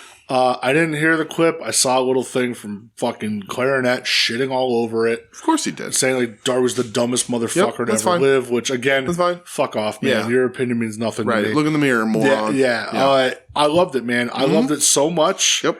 And like you said, it was just the perfect send-off. I don't know another wrestler that has gotten this send-off. No, and you know, Final Wrestling Place talked about it last week, and we had our conversations as well. Right. Like, he's kind of the last superhero of wrestling. There's nobody left. Yep. And listen, your Sting was better than The Undertaker. I don't give a fuck what 100%. 100%. Sorry, just 100%. Is. He just is. I like that in the presser, too. Sting was like, I stopped doing steroids in 1990. Yeah. He's like, we were too roided out. He's like, Jim didn't. Yeah. He goes, but if we stayed on the road, we would have killed each other. And he said, it is what it is, guys. Like, why are we shying away from it? Exactly. He's so fucking old school. Right. Oh, I love him so much. He's just so good. And just the fact that he just gets this incredible send-off that nobody else fucking gets. Yeah. And like, it's just wild. And like, so thinking about him being the last superhero, I was thinking about that this week. Like, so like, he's the last face paint guy. Darby has face paint. But like, Stinger's the last face paint guy. Like, there used to be a lot more. You know, like, it used to be a much more common thing. Road Warriors, Demolition, you know, like Muda, like all these face paint guys. And like Brian Cage doesn't have, but it's like a tribute. You know what I mean? Do you think wrestling will ever circle back to their like guys? The guys in face paint are cool as shit. Because guys in face paint are cool. Guys in face paint are cool as shit. Right. But it's never going to be a main thing. That's a very 80s thing. Yeah. You know? Right. It's just guys in masks. Yeah. Now, it's just crazy that it sort of fell off when like Damien 666. He had a heart attack today. I just saw, yeah. So we're wishing Damien 666 the best. Yeah, like it's just a crazy thing that like growing up, everybody, you know, Demolition, all the coolest Road Warriors, Papa Shango, like everybody had fucking face paint. Kind of a thing Stinger. Of the past. Yeah, it's like it's gone. You know. Yeah, it's Crush. Crush, absolutely. Yeah, right. Yeah, you know, 100% he had it. So listen, man, the Metal Maniac. Oh, Jesus Christ.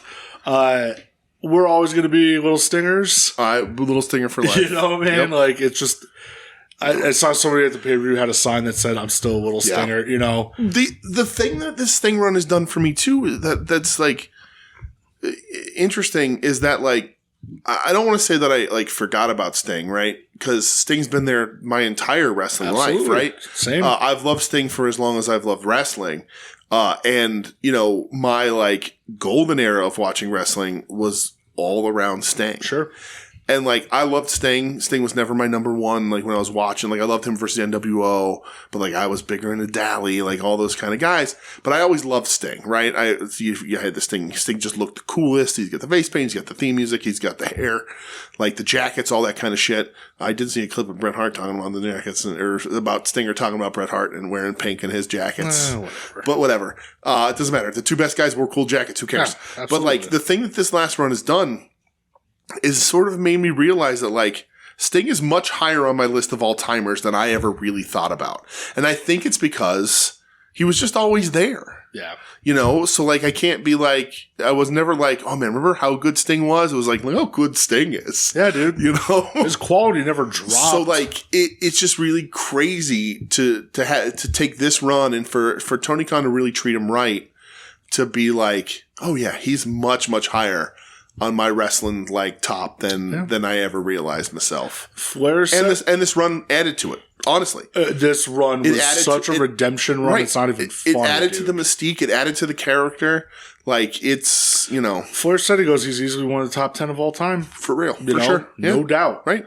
And yeah, who's had a longer run? Nobody. You know, I love Terry Funk to death, and Terry Funk wrestled for longer. Terry Funk wasn't on top of the television for as long as Stinger was. No. When Sting's on TV, Sting's the number one. Like, it's just what it is. And we didn't even talk about when Flair got involved in the match. Looking like a fucking corpse. Yeah. That picture of him selling in the corner. Amazing. Yeah. Steamboat getting involved. Oh, you know? Fucking Stinger.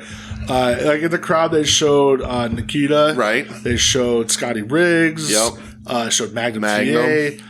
Did you see? Luger was backstage, and Luger said he came out there and he said, WWE was completely fine with me being there as long as I wasn't on TV. Okay. So, hey, Kevin Nash.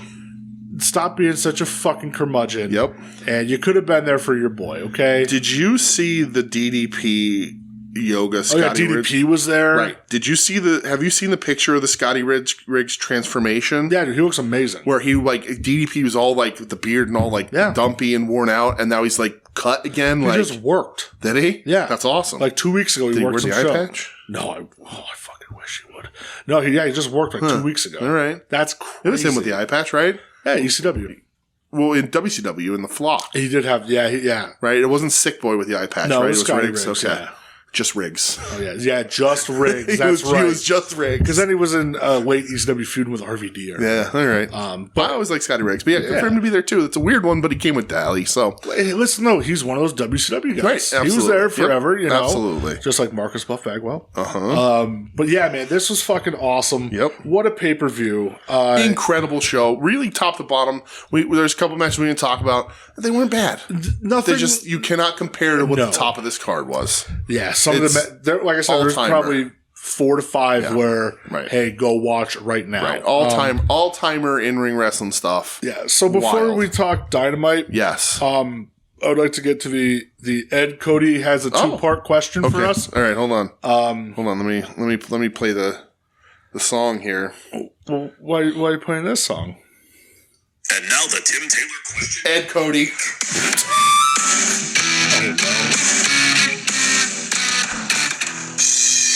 Ed's better. Because we don't have a Tim Taylor question this week. We don't. Someone has abandoned the show.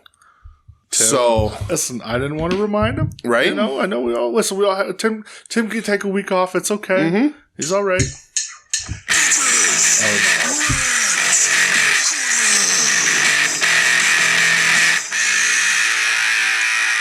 I welcome you to my house, and this is what you do. You're welcome, open arms to the compound again. I thought you guys, you buried the hatchet. I did too. I thought we were good. I thought we squashed beefs. Thought we hugged it out. Yeah. And what does he do? He abandons us in our time of need. It's unbelievable. It's unbelievable behavior. But that's all right because we have Ed Cody. Question of the week. Well, it's another 2-parter. It is an Ed Cody 2-parter. Yes. So Ed's first question. Yes. And this pertains to this. Sure. With what we just saw AEW do with the Sting retirement, do you think they could do something similar with Mick Foley? Like maybe build to his final match for a year and give him a big send-off? And if so, who would you want to see him in that final match with? So this has been the big rumor that Foley said he wants to lose 100 pounds and do one last death match. Sure. I don't think you can build it up for a year. No. This will not be on televised professional wrestling or AEW. No, it won't. It'll be in GCW or ICW. I could see Conrad. Japan. I could see Conrad getting a hold of it and doing like a Flair's last thing kind of event with it. I don't know if you can for a death match though. I don't know. I mean, Flair was it like a? It was almost a literal death match. So here's the thing. I love Mick Foley. Mm-hmm. He's so influential with his many different characters, many different realms. Yeah. I don't know if I want to see it. That's where I'm from. I don't want to see this. If it happens and it's within driving distance, I'll fucking be there. I'll be there. No doubt. I will drive there. I will be there. But I don't want to see this. It's tough because I really don't know if I want to see it. And I'm not being like a baby about it, but Foley's how old now? The deathmatch doesn't bother me. Any of that stuff. I love death matches. But and I love Foley. But this is it. It seems like a really late stage midlife crisis more than a good idea, right? And Stinger is an old guy. So Sting turned 65 this week. Right. Foley will be 59 in June. The body, the wear and tear, much different. And I love Mick. A lot different. Mick is, and again, then this is coming from a guy who's my favorite, didn't know when to quit. Yeah. Literally multiple times. Yeah. But I don't know how much Mick will actually be able to do even losing 100 pounds. That's his goal. And I want, if this is his motivation to get healthy and Mick can be alive for longer, awesome. Love it. Yeah. Right? He's tried it before. He's always put the weight back on. I get it. It's fucking tough. I get aches and pains being demotivating for weight loss and all that. Right? I mean, Mick can have a long conversation on that one day. But it's not going to be an AEW. You can't just do it. WWE can't do it. AEW can't do it. If it's not in Japan, it's going to be over here in Long Island. Like I said, a GCW ICW. Somebody, right. Build a whole event around it. Try and build a weekend around it if you want to. Sure. Right. But I don't want to see it. I will spend too much time worrying about Mick doing things that he really shouldn't be doing. And I'm not meaning safety police like Darby jumping off the ladder or whatever.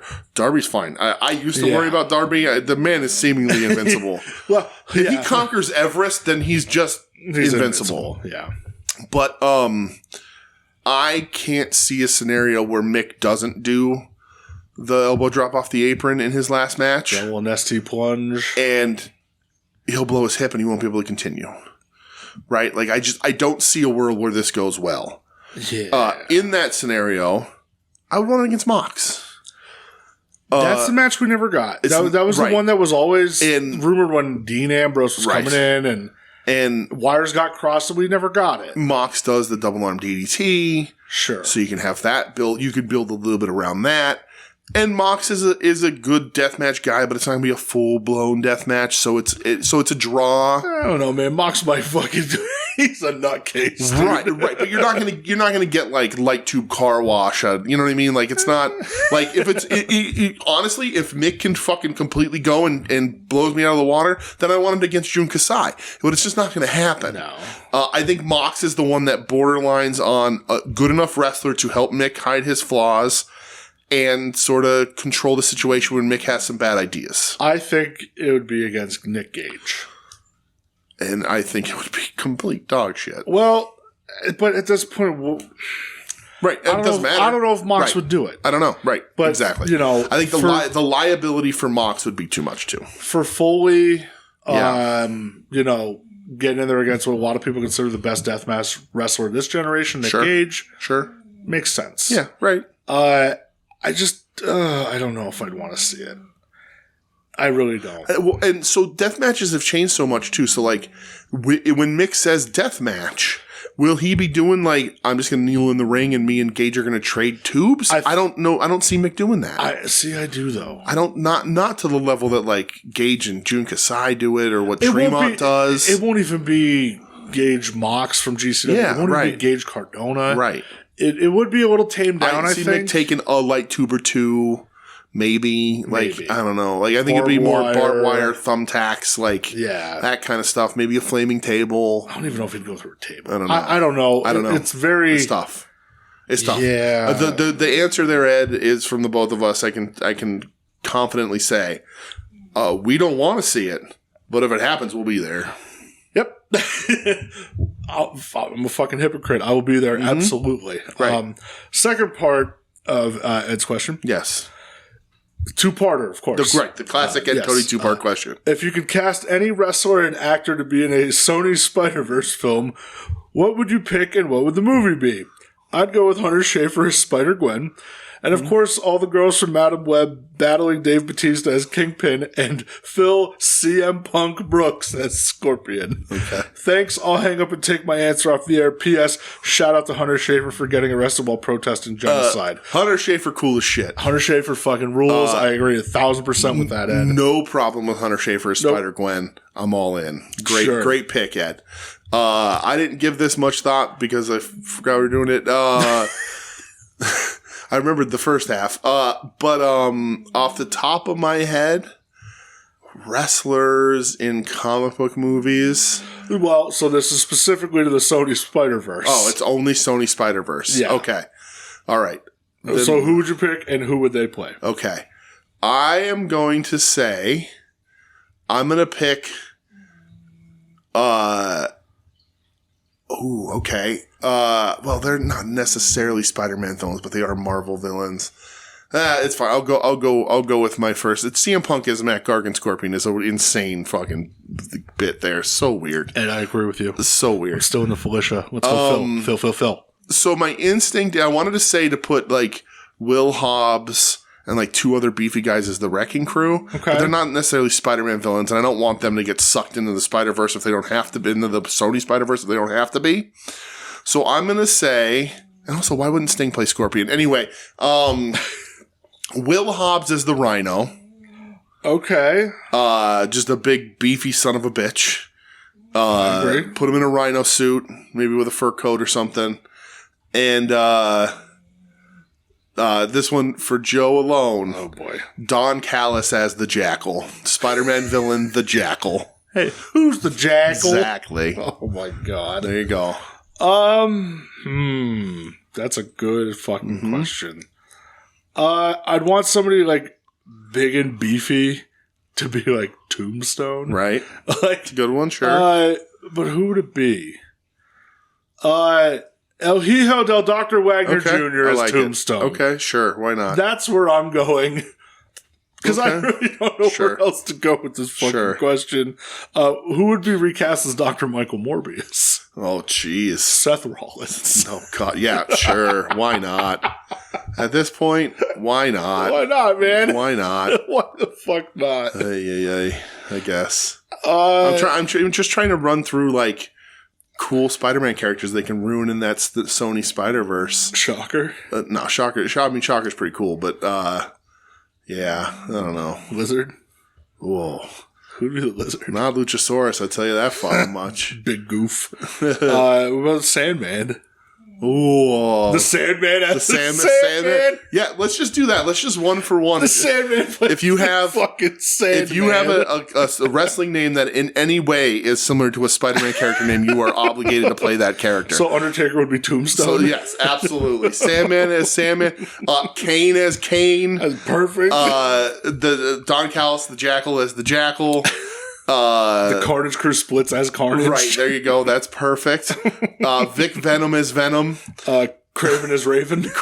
Raven is Craven. Yeah, Raven is Craven. Raven is Craven. I like it. And Spider-Man. Yeah, absolutely. Anything remotely like, I think that's pretty fucking perfect. Right there. Just look them up if they have a name that's even anywhere near close to a Spider-Man villain or character. They are there, and You know what? And Steve the Turtle is Doc Octopus, just for you, Ed. That's my Ed Cody pick of the week right there. Now, is it Weiner or Wiener? Well, it's both. Right answer. Figure that one out for yourself. Ask him. Go have a conversation. Yeah, that's the right answer. Steve the Turtle Weiner. Uh-oh. I just got another really great one. Hollow Wicked as Hobgoblin. Fuck yeah, let's do it. Let's fucking go, All right? I'm down. Not as Jack-O-Lantern. We could have done that with the head. Maybe Frightmare gets that one. Frightmare, yeah. We're going to Frightmare. Right. Yep. Absolutely. Perfect. Well, Ed, thank you. You're a wonderful human being and a beautiful soul. Thank you for the question this week, Ed. I'm really glad to have a question on the show. We'll see you in about a month. Just about. Oh, my God. I can't wait. Actually, I think exactly a month right now. Yeah, it's about a month. Yeah, about 4 weeks because I have my 4-week Cairo. I had Cairo yesterday, and 4 weeks is the day before, is the Wednesday before we go. Lubed up. I mean, I get adjustments every month, but yes. Yeah, and then, so it is exactly 4 weeks from today. Can't wait. So excited. Yes. So, we're going to do the Terry Funk moment of the week. No, we got to do Dynamite. We didn't do Dynamite yet. Oh, yeah, that's right. Holy fuck. You skipped Dynamite, brother. Oh, my God. I'm all out of Remember I said this was going to be a short show. Yeah. Okay. Dynamite. Yeah. New song and intro. Song sucks. The song is wrestling rock, though. Yeah, sure. His wrestling rock sucks. But tunnels are back, and I'm not going to be. I'm happy about we should ask Michelle about that because when I was doing stuff like preparing for the show, we almost forgot Dynamite. I was listening to I was listening to A Man Called Sting, and then I listened to that entire album, like most of that album. Fuck yeah! Was it Slam Jam? Yeah, Slam Jam. So Don't Step to Wrong. So right, and Michelle was like, "Are you listening to this song again?" I was like, "No, this is Bang Bang, the Cactus Jack song." Mr. Bang Bang. And then I played Steiner Ice is on there, and Rick Rude's song is on there, and so then I was Simply Ravishing. So I was just playing a whole bunch. Simply Ravishing. So I was like, "How do you not like these songs? They're so fucking good." I love that song. Yeah. All right, so because Cactus Jack, he's not in a gang. Yeah, but he is Mr. Bang Bang. Great lyrics. It's perfect.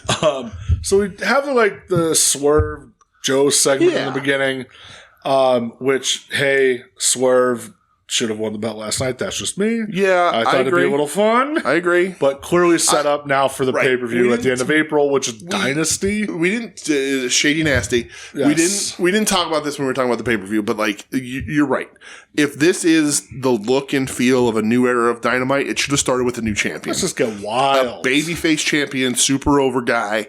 I think that this would be the time to do it. It's fine that you didn't, whatever. I like Joe. But if you're kicking off a new era, I think you should have kicked it off with the new champion. Yeah, and they just end up squashing fucking Bennett and Taven because Adam Cole comes out, and I just don't care. I got really excited because Swerve came out, and I was like, he's in gear. Mm-hmm. And then Joe came out, and I was like, Joe's in gear, they're going to fight. Yep, here we go. And then they did the tag match thing and whatever. Yeah. I think I would have just done that here. If you weren't going to do it at the pay-per-view, I would have had them do the one-on-one right there and have Swerve win. It would have been but incredible. It is what it is. Yeah. And the Kingdom, get the fucking Kingdom out of it. I just don't care. I agree. I don't care. I do like that Joe chokes out Swerve while staring at Wardlow. That was cool. He's going to beat the shit out of Wardlow next week. Dude, next week Wardlow's going to get a whooping. Yep. Hook and Cage for the FTW belt. Right. Dude, I'm more... Listen, the match it's fine. I like the finish. The problem is what happens after. Right. So I like that Cage comes out dressed as King. Yeah. I like that he puts... okay, so... I am maybe more down on Hook than I ever have been. Okay. I think he's fine. He's fine, right? I think AEW's overexposed him a bit in the last bunch of weeks. Putting him here against Cage for no reason was weird. It's fine. Well, they've been feuding a bit. Yeah, and it's FTW rules, which I don't care about that fucking belt. Fuck you, it's Taz's belt. It's Taz's belt, right. I love the belt. It's my favorite belt ever. But I like the thumbtack spot where he doesn't let up the red rum. That's cool. Good spot. But yeah, then we get the Jericho with the save. Jericho he's just gonna be sucking that heat right off a Hook. Jericho, trying to go the fuck away, please. At least he's gonna be locked in a mid card. I don't know. Yeah, it's bad for Hook. Yeah, not good. Yeah. Kill Switch. squashes Daddy Magic. Yes. Again, Daddy Magic, 97 DDP with the rip tape. Daddy Magic got a little bit in, but not much. But the promo he cuts afterwards. Yeah, it was online. It was really good. He's like, 97 DDP is the best DDP. It's not even put on gear. It doesn't matter. Yeah. It was a really good promo. Daddy Magic cuts amazing promos that need to be on television. Yes. Just my opinion. He needs to wrestle more on television. He's really fucking good. Yeah. Kills what stinks. Garcia saves Daddy Magic. He's getting beat down. Edge gets Christian. Right. Choking out Nick Wayne on the ramp or whatever. Yeah. Mama Wayne goes for the low blow. Edge stops it. Dude, when he launched Luchasaurus off the stage, he almost launched him over the table. It's awesome. It would have been real cool. It would have been great. Yep. Edge chases him out of the building. And we get Carjack Jones. Old Carjack Jones. And he says, we're going to end this in a couple weeks in Toronto. Yeah. No DQ, whatever. Good for Christian stealing cars. Very happy about that.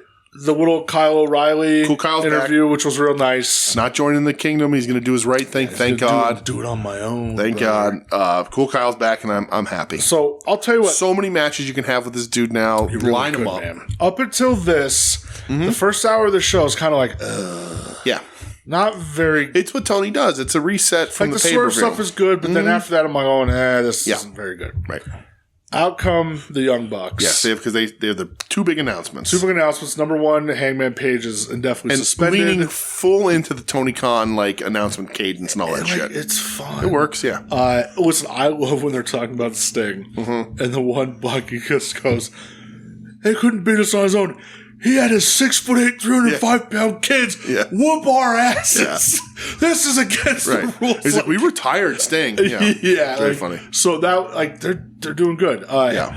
They say, listen, we got to be the bad guys here. Yep. Hangman, you put your hands on two officials, you're definitely suspended. We don't have a choice. Yeah. And then it said Kenny Omega. For some reason, you missed your dates. I don't know what's going on with you. No good reason. Yeah. So you're officially out of the elite. You're done. You're fired. Yes. Out comes Eddie Kingston. I love this so much.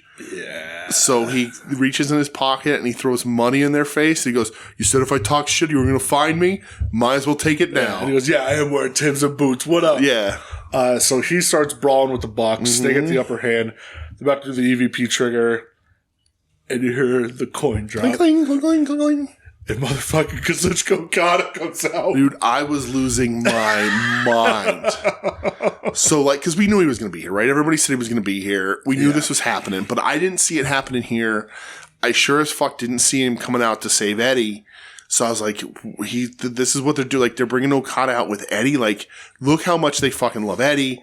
Like, and Okada's going to come out and make the save. Like, I was on my fucking feet. I was like, this is so good. I'm laughing. I'm cheering. And that son of a bitch. He hooks Eddie. Rainmaker. I lost my fucking mind when it happened. Yep. And one bucket's on the mic and says, the newest member of the elite, Kazuchika Okada. So, and they do like that. He does the Rainmaker pose, and they're doing their muscle pose. They do the cross-armed handshake, which is one of my funny. I love that bit. So, holy shit, man! A lot of people I saw online like, "Oh, you're bringing him in as a heel? Yep. What do you mean Okada's not a heel? That motherfucker started as a heel, right? Well, you haven't been watching him lately. If you know ball, yeah." Kazuchika Okada's a fucking heel. He's the Rainmaker, the man who makes it rain money. Right. He's getting money now. Like, that was his character. He works great as a dick. He's awesome as a fucking jerk. So, this happens, and Michelle's already in bed because it's too much wrestling for her. And she's laying in bed, but she's up. She scrolling her phone or whatever. And you heard her freaking out because Okada came out. So I go in, I don't know why, but I go into the bedroom. It's commercial break. And she's like, "What's the matter?" And I'm like, so I said to her, I'm like, so the Young Bucks came out for an announcement, and Eddie Kingston came out, and he threw money in their face, and I'm like, and he did, and then he's getting beat up, and the crowd's going crazy, and the Young Bucks are about to hurt him, and Okada comes out, and it's Okada's debut, and he comes out, and he's going to make the save for Eddie, and it's going to be this great thing, and then he turns on Eddie and joins the elite, and I'm just sad. And she hugged me and consoled me, because I was very upset. I was, and I said, the worst part about this, Michelle, is that I was hook, line, and sinker this whole thing. They got me. All of it. completely in on it. They completely bought. I bought in.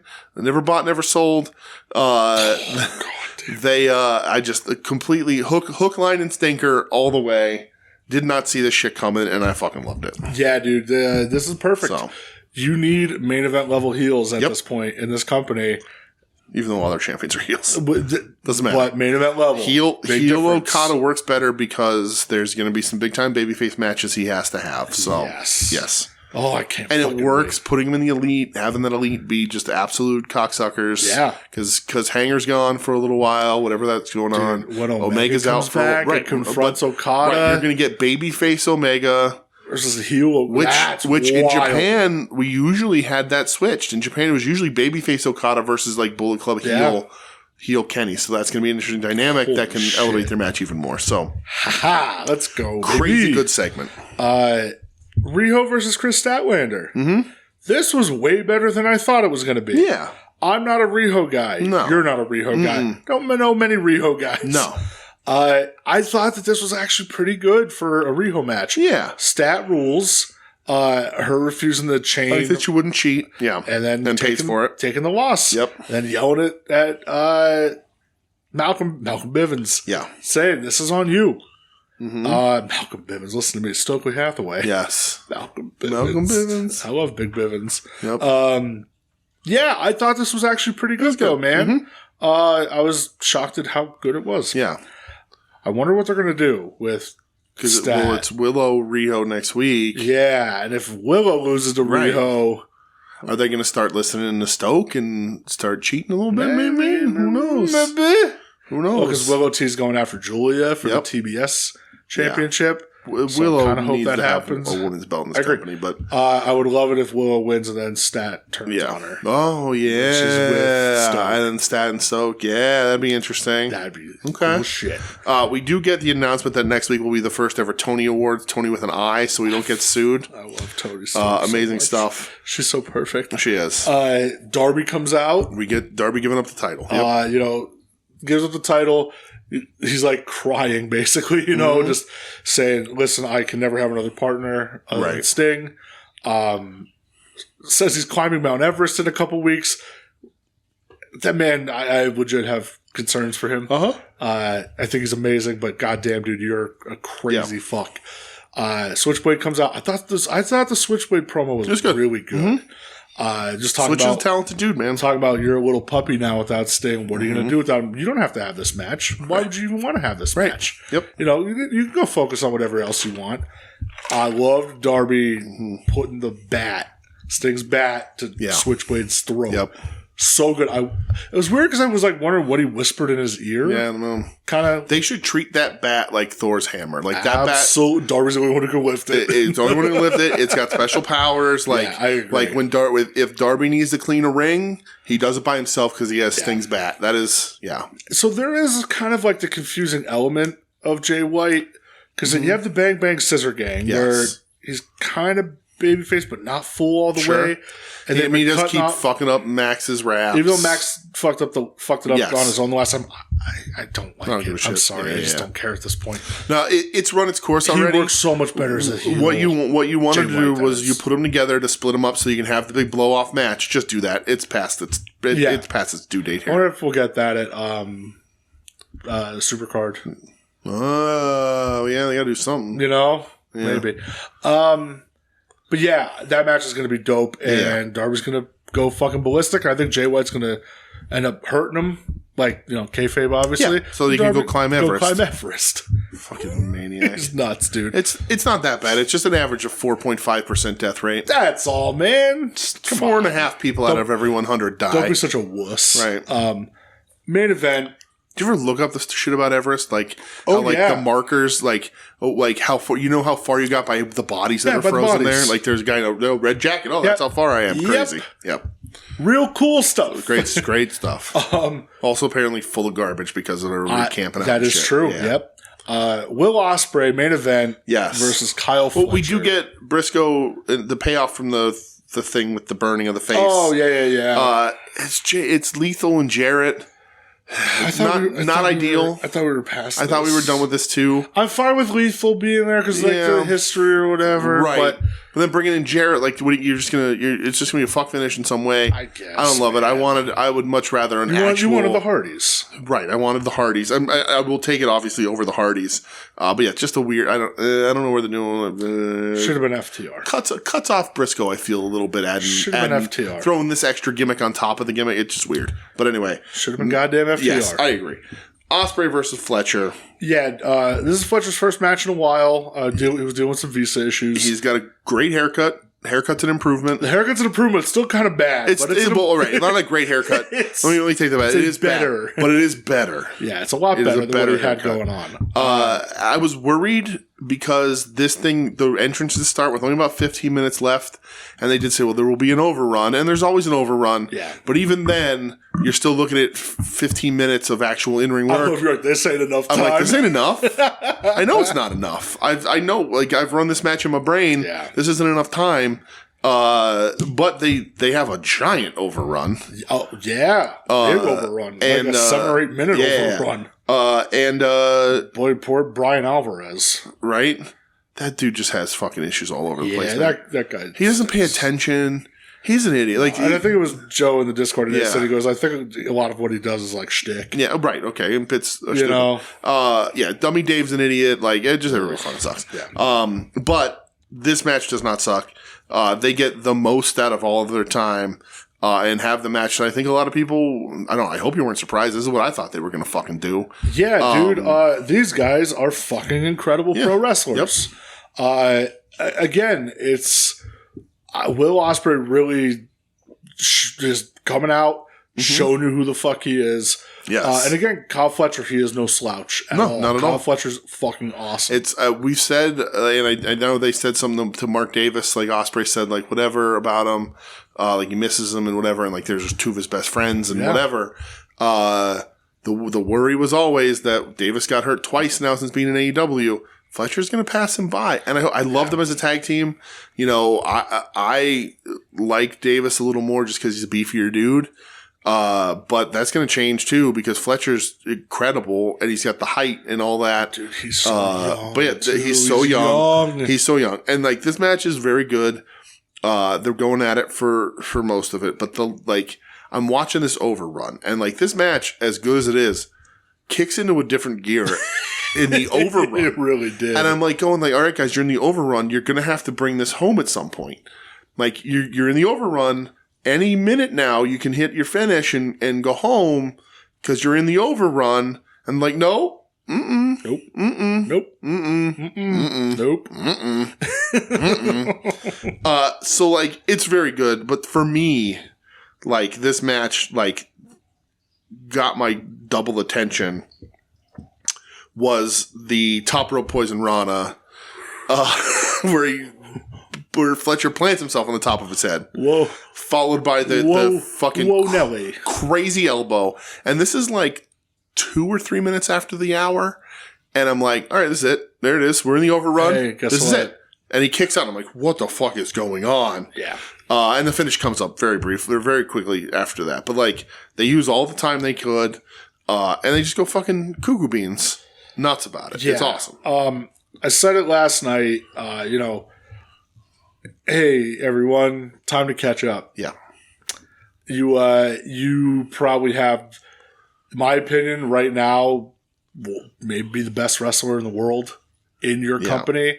Who they do, Bryan Danielson. Listen, I love Danielson, but 2 matches in 3 days that absolutely blew off the fucking charts. Let me see if you agree. And after the fucking year he had last year, right, which was his goddamn year. Let me see if you agree with this statement that just popped into my brain about Ospreay. Ospreay, while I think Dragon is a better wrestler, I think Dragon maintains the best wrestler in the world. Ospreay is the most exciting wrestler in the world. No doubt. There's no doubt. There is... Like, when he is in the ring, like, you pay attention, and these 2 matches that he's had in AEW is very much like this is who the fuck I am. Yep. And granted, he had 2 of the best partners that you could possibly have. No doubt. And Fletcher's very good, but Fletcher's very young. So like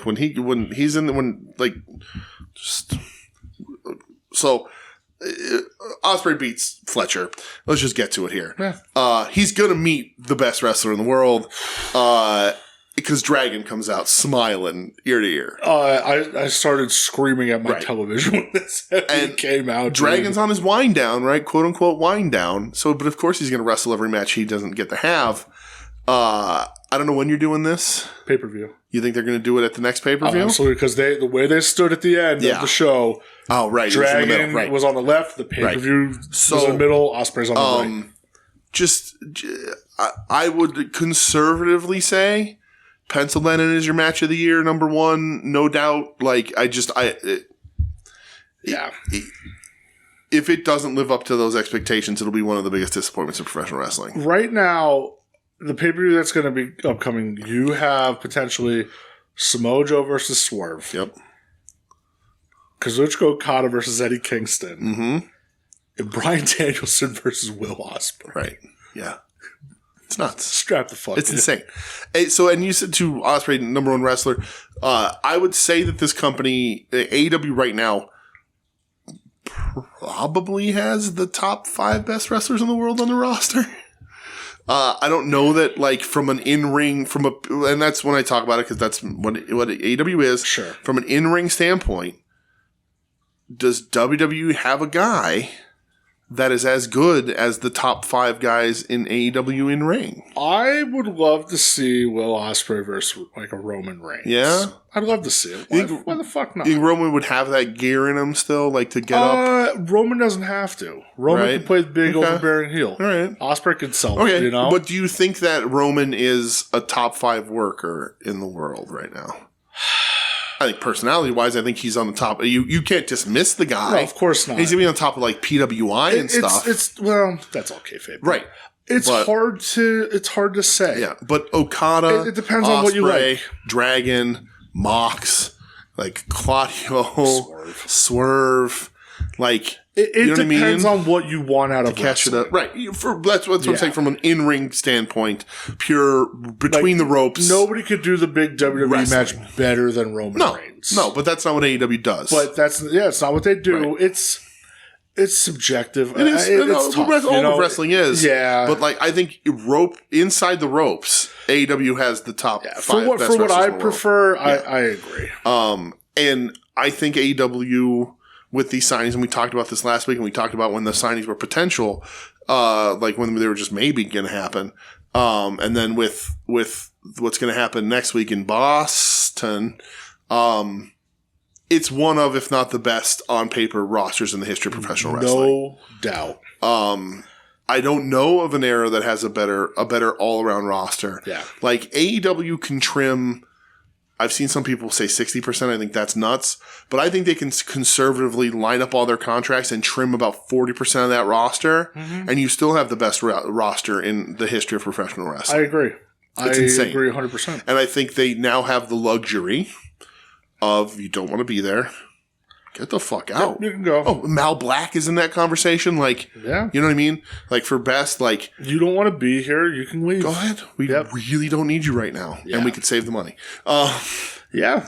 But... you want to go back? Right. Go. You want to go to TNA? Like, go, this is... Just go. And we had talked about MJF briefly, but, like, I don't miss that dude. Not at all. And he had great matches. And the thing is, Max's matches surprised the shit out of me. He had amazing matches. Yeah. The dog collar match with Punk. The match with Dragon. Match, yeah. Like, he's had great fucking matches. Absolutely. His stuff against Joe. It was all really good. Yeah. But I don't miss him coming out, cutting those shitty live promos. No. And I don't miss his character. And I don't miss his creative. You know, he does not have a leg to stand on in this company when he comes out and says that he's the better wrestler. It doesn't exist anymore. The I'm MJF and I'm better than you only works purely on a heel standpoint because he's not near the top of this fucking working card now. No. It's insane. It is a so crazy, wild time to watch professional wrestling. Because WWE, like him or not, I don't particularly like them. It's WrestleMania season. They're firing on all cylinders and they're making fucking money. Of course they are. Yeah. So even though AEW should have saved the $13 million and brought in Drew instead, that would brought some new eyes. Listen, I like Drew. I think Drew's doing the best work he's ever done right now. Absolutely. And I think I know where I would spend my money. He better beat fucking Seth Rollins at Mania. That's all I have to say. I know where I would spend my money. Yes. So listen, with the Sting match, that's my match of the week. Okay.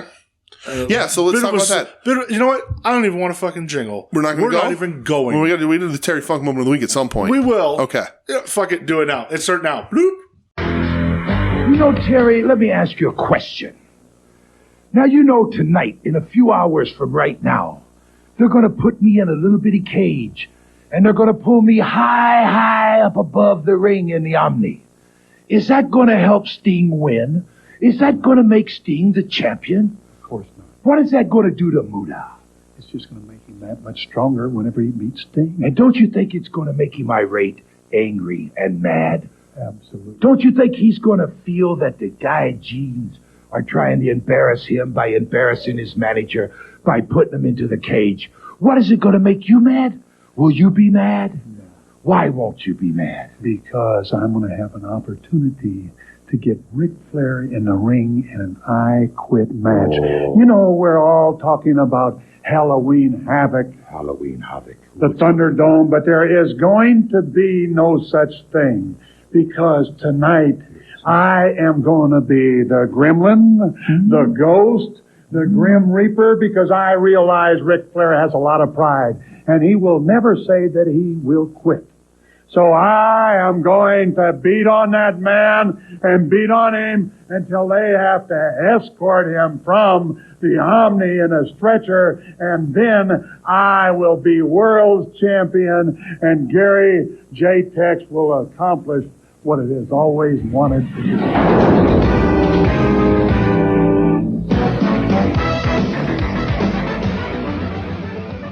All right. There you go. All right, thank you, Terry. Thank you, Terry. Last little mention of Stinger there. That's my last little tribute to Stinger. Sting. On the show. Oh my God, Sting. I love you, Sting. Thank you, Sting. So, no world tour. We're not going to Japan. We're going to talk about it. No. Neither of us watched any Japanese wrestling. I didn't watch a single fucking match. So, me either. Nope. And so the New Japan Cup is 2 days deep as we record this. I don't know if there's one Friday this morning or not. I don't going on. Know. I have no idea. But we're going to talk about it because I do have my bracket here that I want to cross out. So the other day, Wednesday morning, I believe. Yes, was the 52nd anniversary show, which they've made a habit of having the heavyweight champ versus the junior champ as the main event, which was Naito versus Show. That's not really. Why wouldn't you do Naito versus Despy?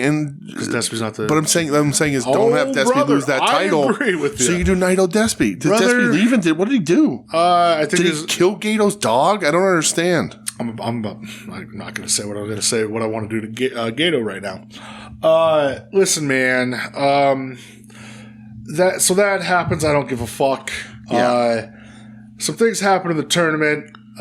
Jack Perry has his first match since Wembley. Mm-hmm. Because he's so cool and tough. Yeah. So here we go. I brought it up. So he has his match. He beat Shooter Umino, I believe. Okay, so I'm right on that one. Great, wonderful. Brother, I didn't even fill out a bracket.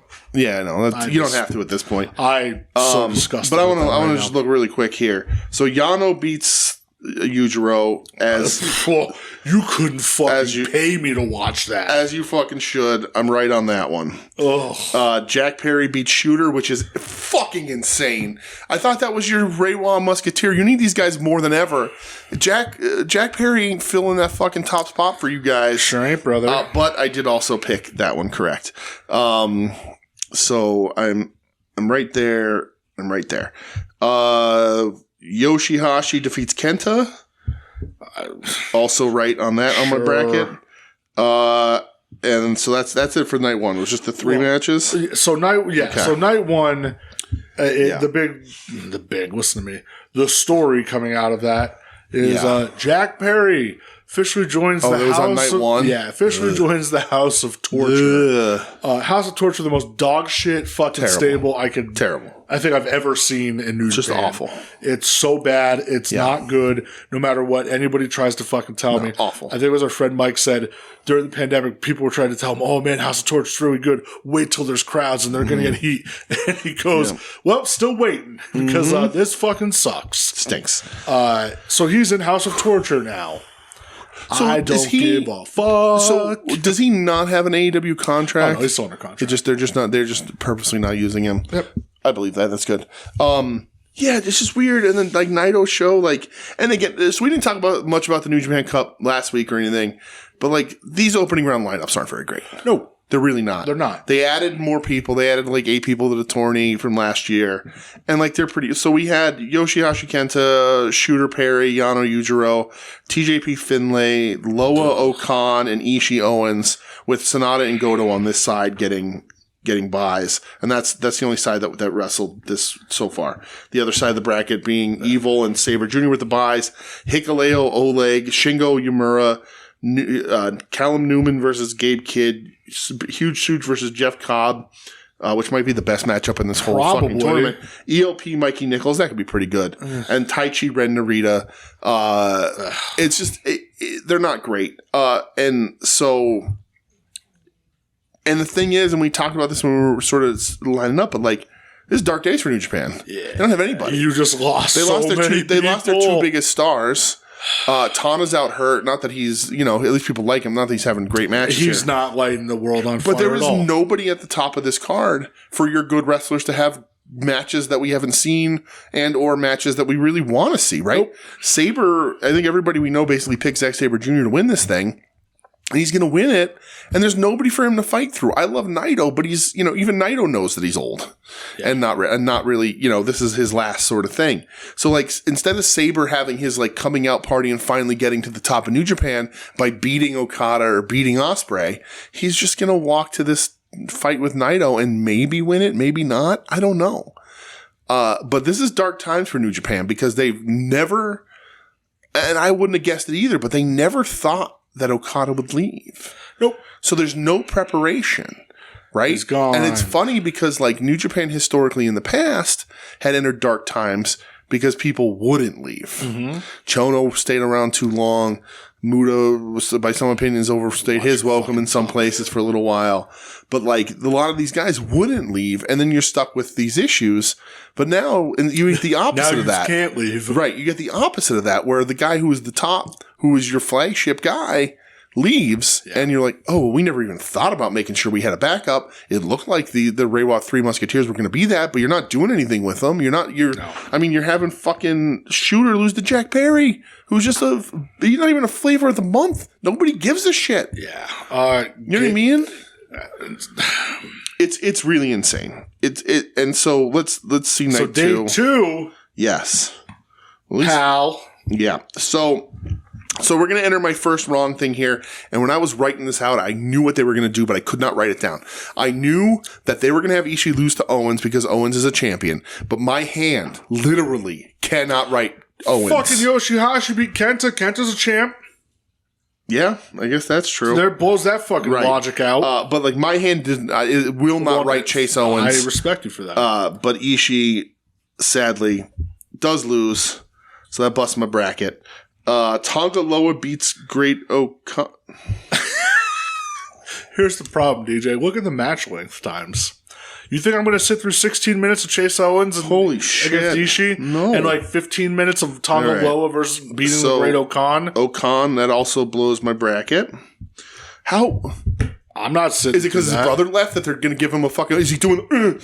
Probably. The reason why Okada left New Japan was because he had to sell those stupid fucking chops. Yuck.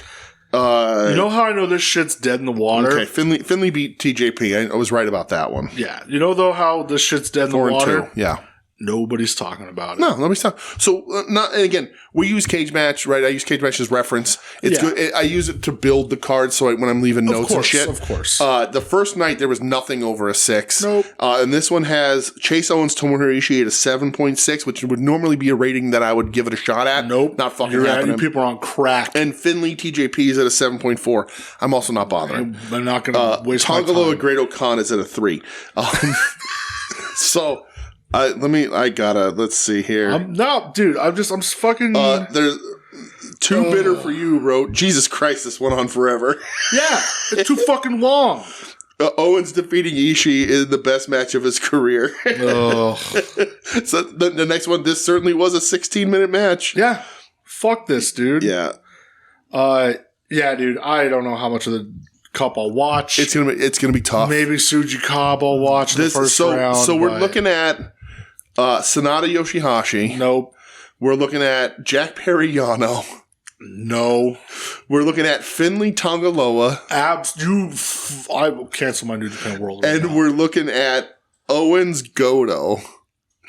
I hope Goto beats him in 2 minutes. Okay.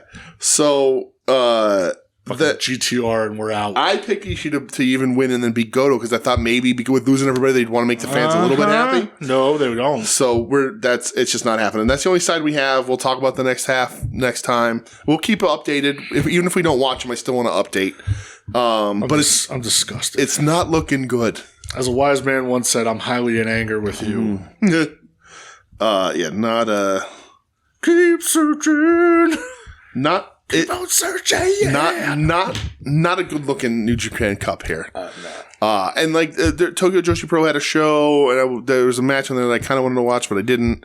And there's nobody else is really doing much. No. Noah's not doing much. Dude, this week was all about Stinger. It was all about Stinger. The man called Sting. And this shit just. Yeah, this is disappointing. It is dark times for New Japan. It really is. Yep. And the thing is, there's a lot riding on this tournament because this is like here's what we can do without these guys. Like, we don't fucking need them. We're going with Chase Owens. Right? Like, we don't. Tongaloa. Right. We don't need them. We can. What are we doing? We can pull this shit around. Honestly, what are we doing? I don't know.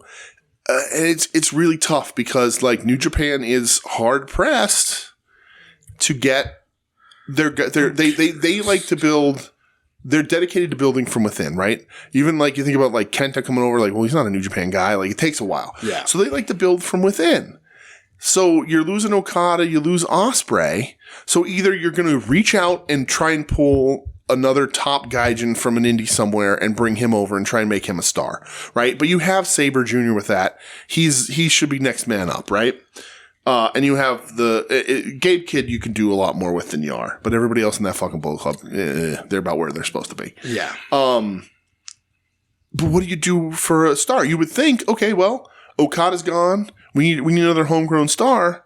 Let's look at these fucking Musketeers. What are we doing with these Musketeers? Okay, the one that I think has the most potential because of his connection and what he's already done is Shooter loses to Jack fucking Perry. So fucking stupid. Which here's the thing. Perry Yano, that's going to go to Perry, right? Yeah. Sanada Yoshihashi is going to go to Sanada, right? Mm-hmm. And we're going to get Sanada Jack Perry again. Rematch. The rematch. Yeah, the one that lit Forbidden Door on fire. And what's going to happen? Because Sanada won the first time when he was champ. Perry's going to win. Jack Perry's going to win. And then it's going to be the semifinals are going to be David Finley versus Jack Perry. Is that what you're fucking telling me? Is that what you're goddamn telling me? Anyway. And then on the other side of it, we have Tsuji Cobb, which is probably the best match in the opening match in this whole on paper in this whole fucking tournament. And Narita Taichi. Narita don't have a fucking chance in hell in that. If Shooter ain't winning this one over here, how's the Red Narita beating Taichi? But it's in House of Torture, so I don't know. That's true. I did see that Taichi said he's expanding just 5 guys to just 7 guys. Ooh. So my t-shirt is once again obsolete. Oh, fuck. We need just 7 guys. That son of a bitch. God damn it. But yeah, what a fucking weird. I don't know, man. I don't know. I'm all set, dude. Listen, look at that tweet somebody sent out. It's day 2 of the New Japan Cup, and I've already lost all interest. Right. Nobody cares. Owens and Lois shouldn't even be in the tournament, let alone winning matches. Right. So you added 2 guys. They're getting rewarded for loyalty. Right. That's what it is. You added 2 guys to each side of this bracket, right? And I can easily eliminate 4 from each side to have a better tournament. Yeah. And then to have what did Tongalo ever fucking? Because it's because he didn't leave and his brother did. It's because he didn't leave. But like he stinks. He stinks. It's fucking terrible. He's terrible. Yep. Terrible. Yeah. So yeah, this is rough. So it's gonna be rough. This is real bad. We're 4 weeks away from Mania. So that week we're going to be talking about mostly probably just that because we're going to be there. Yeah, the week after. Days. But like, this is bad. It's tough. This is going to be a rough 4 weeks for Japanese wrestling. We'll see what Noah does, but Noah's been stinking it up. Yeah. DDT's been good. Stardom, Tokyo Joshi Pro, they've all been good. So if anything, we'll be watching those. And like if anything New Japan good comes up, I'm going to watch it. But like, sure. If I don't give a shit if Chase Owens has a 7-star match, I'm not fucking watching it. Nope. Yeah, this is dark times. Yeah, not good. Not good. Dark times.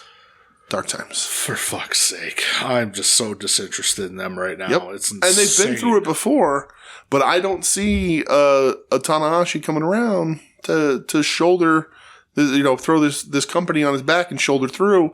And I don't see them with another, they're at least not treating anybody like the next Okada to help to rise them up into the golden age that they in fact were just in. Why the fuck is Despy not in this tournament? Absolutely do not blame Okada for leaving this fucking company at this moment. Nope, I agree. Same thing with Ospreay.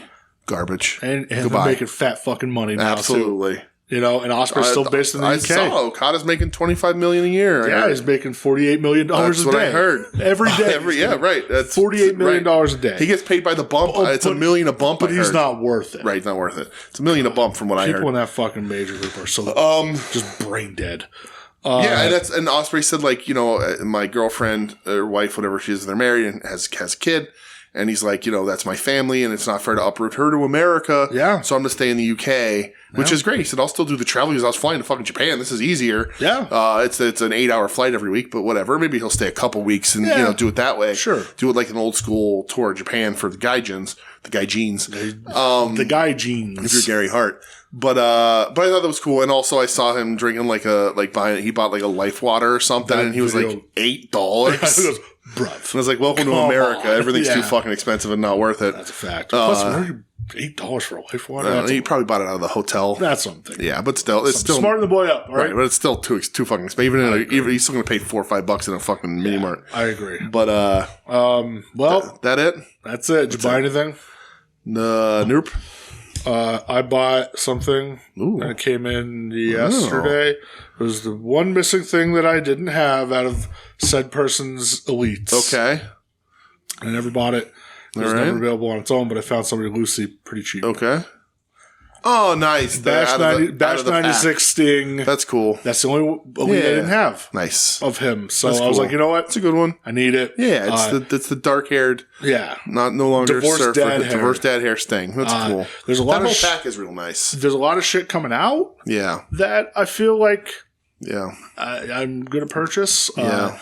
That Supreme Sting is dope as fuck. Yep. That Eddie Guerrero WCW awesome. Ultimate. You were like, yes, please. Yeah, it's awesome.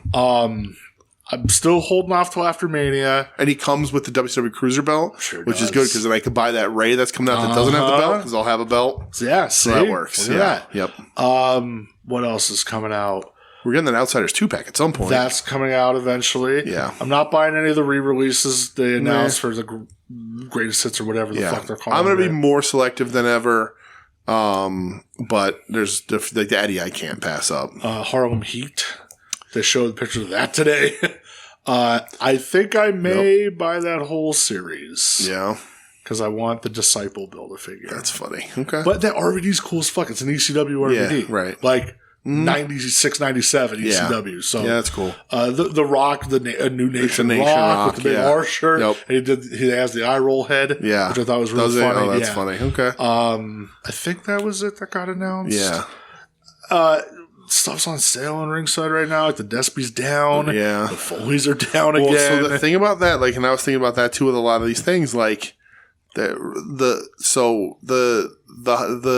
pressure of the fig collecting it's down. The pandemic really hit an all-time high. Well, of course. And they're still producing as much as they were, but I don't know that the demand is as there as it was. So a lot of these things are going to be on sale on Ringside. Absolutely. So if you have the patience, I got real spoiled with that rude right? Jake, but you can catch some of these elites for a couple bucks off at least from ringside, which is nice. Yeah, and then the Coliseum Collection Hearts was shown again. That's coming out. But I'm not getting that, but it's nice. I really want that WCW Piper that's starting to pop up. The WCW Piper, I will spring for. I don't know if I'll do the Brett out of that. Nah, I don't think I will. Yeah, it might. Well, who knows? We'll see. Who knows? All right. Well, I guess that's it. All right. Well, everyone, I promise. There was no fucking match to talk about in Japan. Nope. So, you said your Stinger's a Sting. Yeah, that's absolutely. Just because it's a Sting match, and it was fucking awesome. The best match was Takeshita to Ospreay, but the most important match and the thing I had the most fun watching was the Sting match. So, I promised everyone that I was gonna cut down on my shit, and I think I stuck to it pretty well. Skipped a lot of things, but we still went 2.5 hours. Nothing wrong with that. So if we talked about all the shit, if I was able to bitch and moan about some of the things I wanted to bitch and moan about, this would be a 3-hour podcast. But it's not. So thanks for listening, everybody. You can find us online at WeNeedWrestling.com. You can find us on social media at WeNeedWrestling across the board. You can find us on YouTube. You can email the show, WeNeedWrestling@gmail.com. If you want to send a question into the show, maybe, you want to participate and do the thing you promised us you would do, you can send in a question, to We Need Wrestling or hit us up on social media. I still love you, bud. It's just tentative. It's fine. It's just whatever. It's, you bring me in, you break my heart. You bring me in, you break my heart. It's just what it is. It's fine. It's our relationship. You know what, Tim? I want you to unbreak his heart. Ooh, say you'll love me again, Tim. What a song. Mm-hmm. Something you name you call when you walked out the door. Is that Tony Braxton? It is Tony Braxton. She was fucking smoking hot in that video Tony too. Braxton. Always. Oh, baby. What was the music video with the elevator opening with all the hot guys in it? What was that? I don't know. Because Tony Braxton's in that and she's super hot in that too. Whatever. What do we need Tony Braxton? We'll figure it out. Maybe it wasn't. Maybe it was Salt and Pepper. Maybe it was, I don't know. Whatever. We'll figure it out. I'll find it out. But anyway, we're a proud member of the Soon to Be Named Network at STBN Network on Twitter, on Instagram, soontobenamednetwork.com, soontobenamednetwork.tumblr.com.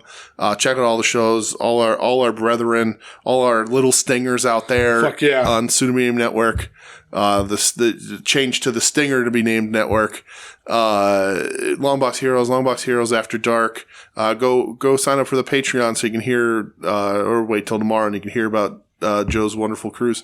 What an episode it was. At Odds with Wrestling with Joe and Adam, all T&M shows, Final Wrestling Place, Puzzle Warriors 3, Profane Argument, our other show, Wings on Wings, which drops every Tuesday. You can listen to us be idiots and actually start to like wings, which is a very weird experience for all of us. And also, we got clipped off of TikTok this week because we posted that pin conning with it had the pot leaf on the bottle, and TikTok kicked the video off for inappropriate content.